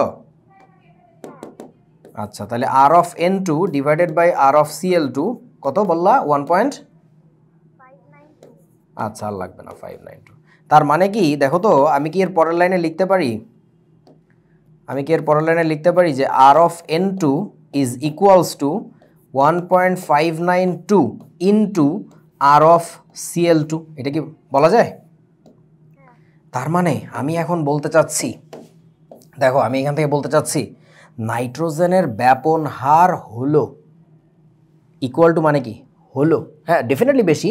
নাইট্রোজেনের ব্যাপন হার হলো ক্লোরিনের যে ব্যাপন হার তত এর গুণ, মানে কি এর না, তত এর 1.592 গুণ, অর্থাৎ প্রায় 1.5 গুণ। বোঝা নাই আমার কথা? অর্থাৎ আমাদের এখানে বলা লাগবে নাইট্রোজেন এর ব্যাপন হার ক্লোরিন এর ব্যাপন হারের 1.592 গুণ। সবাই বুঝছো তো? আসলে এইভাবে করা লাগবে। দেখো এটা বোর্ডে আসা প্রশ্ন, বাট এটা দেখাবা কিভাবে? এই সূত্র ব্যবহার করা লাগতেছে। অথচ কথা ছিল যে আমাকে বইয়ের ভিতর থেকে প্রশ্ন করবে, but welcome to new Bangladesh, bullshit Bangladesh. এখানে এই ঘটনাই ঘটে, কিচ্ছু করার নেই, পড়ে যেতে হবে। তারপরে তার আর পরে নেই, আজকের ক্লাস এখানেই শেষ। তাহলে তোমাদের ক্লাস টাইম কি কি বারে দিয়েছিলাম? সোম আর হচ্ছে বুধ, তাই না? এইখানে একটু ঝামেলা আছে। সেই ঝামেলাটা হচ্ছে আমি সোমবার দিনটা ঢাকার বাইরে থাকি এবং ওইখানে নেটওয়ার্কের ভয়াবহ সমস্যা খারাপ থাকে, মানে অবস্থা খারাপ থাকে, খুবই সমস্যা থাকে। যে কারণে সোমবারের ক্লাসটা তোমাদেরকে চেঞ্জ করে আনা হবে হচ্ছে শনিবারে। শনি আর বুধ করলে কেমন হয় বলো দেখি? কোনো সমস্যা? ওকে, মানে শনিবার হইলে আমার জন্য একটু সুবিধা হয়, তোমাদের জন্য ভালো হবে মনে হয়। কারণ সোম আর বুধ পড়ার পরে দেখা যাবে পুরো সপ্তাহ তুমি ঘুমাইতেছো, 5 দিন মাঝখানে টাইম থাকবে। কিন্তু শনি আর বুধ হইলে তোমার মানে মোটামুটি একটা বেটার ব্যালেন্স আসে আর কি সপ্তাহের মধ্যে আর কি পড়ার। সো ঠিক আছে, তাহলে দেখা হবে আগামীতে 5 তারিখে না, তোমাদের ওই যে কত তারিখ পড়ে, আজকে কী বার? আজকে তো বুধবার। সো শনিবার কত, 3 তারিখ না? ওকে, তাহলে আমরা ইনশাআল্লাহ আবার তেসরা মে 2025 দেখা হবে, ক্লাস টাইম একই। সো ঠিক আছে, আল্লাহ হাফেজ, টাটা। আজকে আমাদের এই চ্যাপ্টার অফিসিয়ালি শেষ হইলো। আমরা আগামী ক্লাস থেকে হচ্ছে পরবর্তী চ্যাপ্টার শুরু করবো, অর্থাৎ কোন চ্যাপ্টার জানি, নাম কি জানি, পদার্থের গঠন নাকি একটা ঘোড়ার ডিম আছে আর কি তোমাদের বইয়ের। সো এটা শুরু করবো। হ্যাঁ, ওইখান থেকে কিন্তু অনেক বেশি প্রশ্ন আসে, এই অধ্যায় থেকে তেমন কিছু আসে না, তাও একটু সময় নিয়ে আস্তে ধীরে আগাইলাম আর কি। সো ওই চ্যাপ্টার থেকে আমাদের অনেক দ্রুত আগাইতে হবে এবং অনেক কিছু শিখতে হবে আর কি। ঠিক আছে, আল্লাহ হাফেজ, টাটা। হুম।